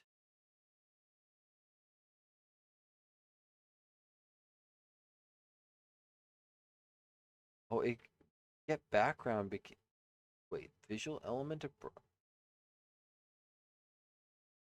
what is going on? Why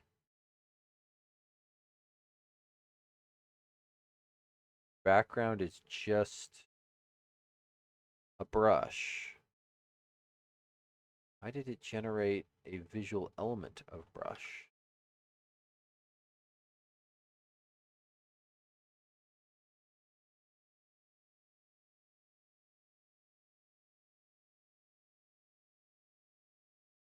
That seems wrong.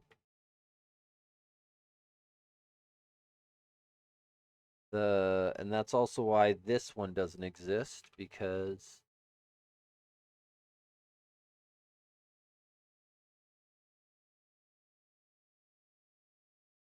the property control background.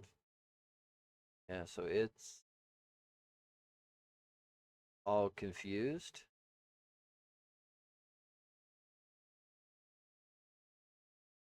Interesting. So I must have a bug when I do the generate there. Well, that's fine. The nice part about this is that I own XAML tests and I can fix it and push an update. But I am also acutely aware that Visual Studio is hanging on me. It is 12:30 in the morning. I should probably consider sleeping at some point tonight. Seems like it's probably a good case. So I may end up wrapping it up here. Thank you everyone for coming and hanging out, and I do appreciate the questions, especially from so many new chatters and whatnot in here. So thank you. Those people I may not have introduced myself to, I stream usually once a week. For me, it is Thursday evenings, now Friday morning, wee hours of it. Pacific Standard Time, usually aim to get started about 9 p.m. Pacific. So that's for right now. It's UTC -7, but I also am in a daylight savings time zone. Time zones are great. So whatever offset that means for you, welcome in. And for people who, I realize that this is a horrible hour to try to catch English speaking .NET developers. So if you need to, the YouTube, I post recordings usually consistently, but apparently I've got 3 that I haven't posted. So I need to get those turned live very soon. So I will probably knock those out this weekend. So with that, I think I will tell everybody happy coding. Thank you all for coming in and hanging out. See everyone next time.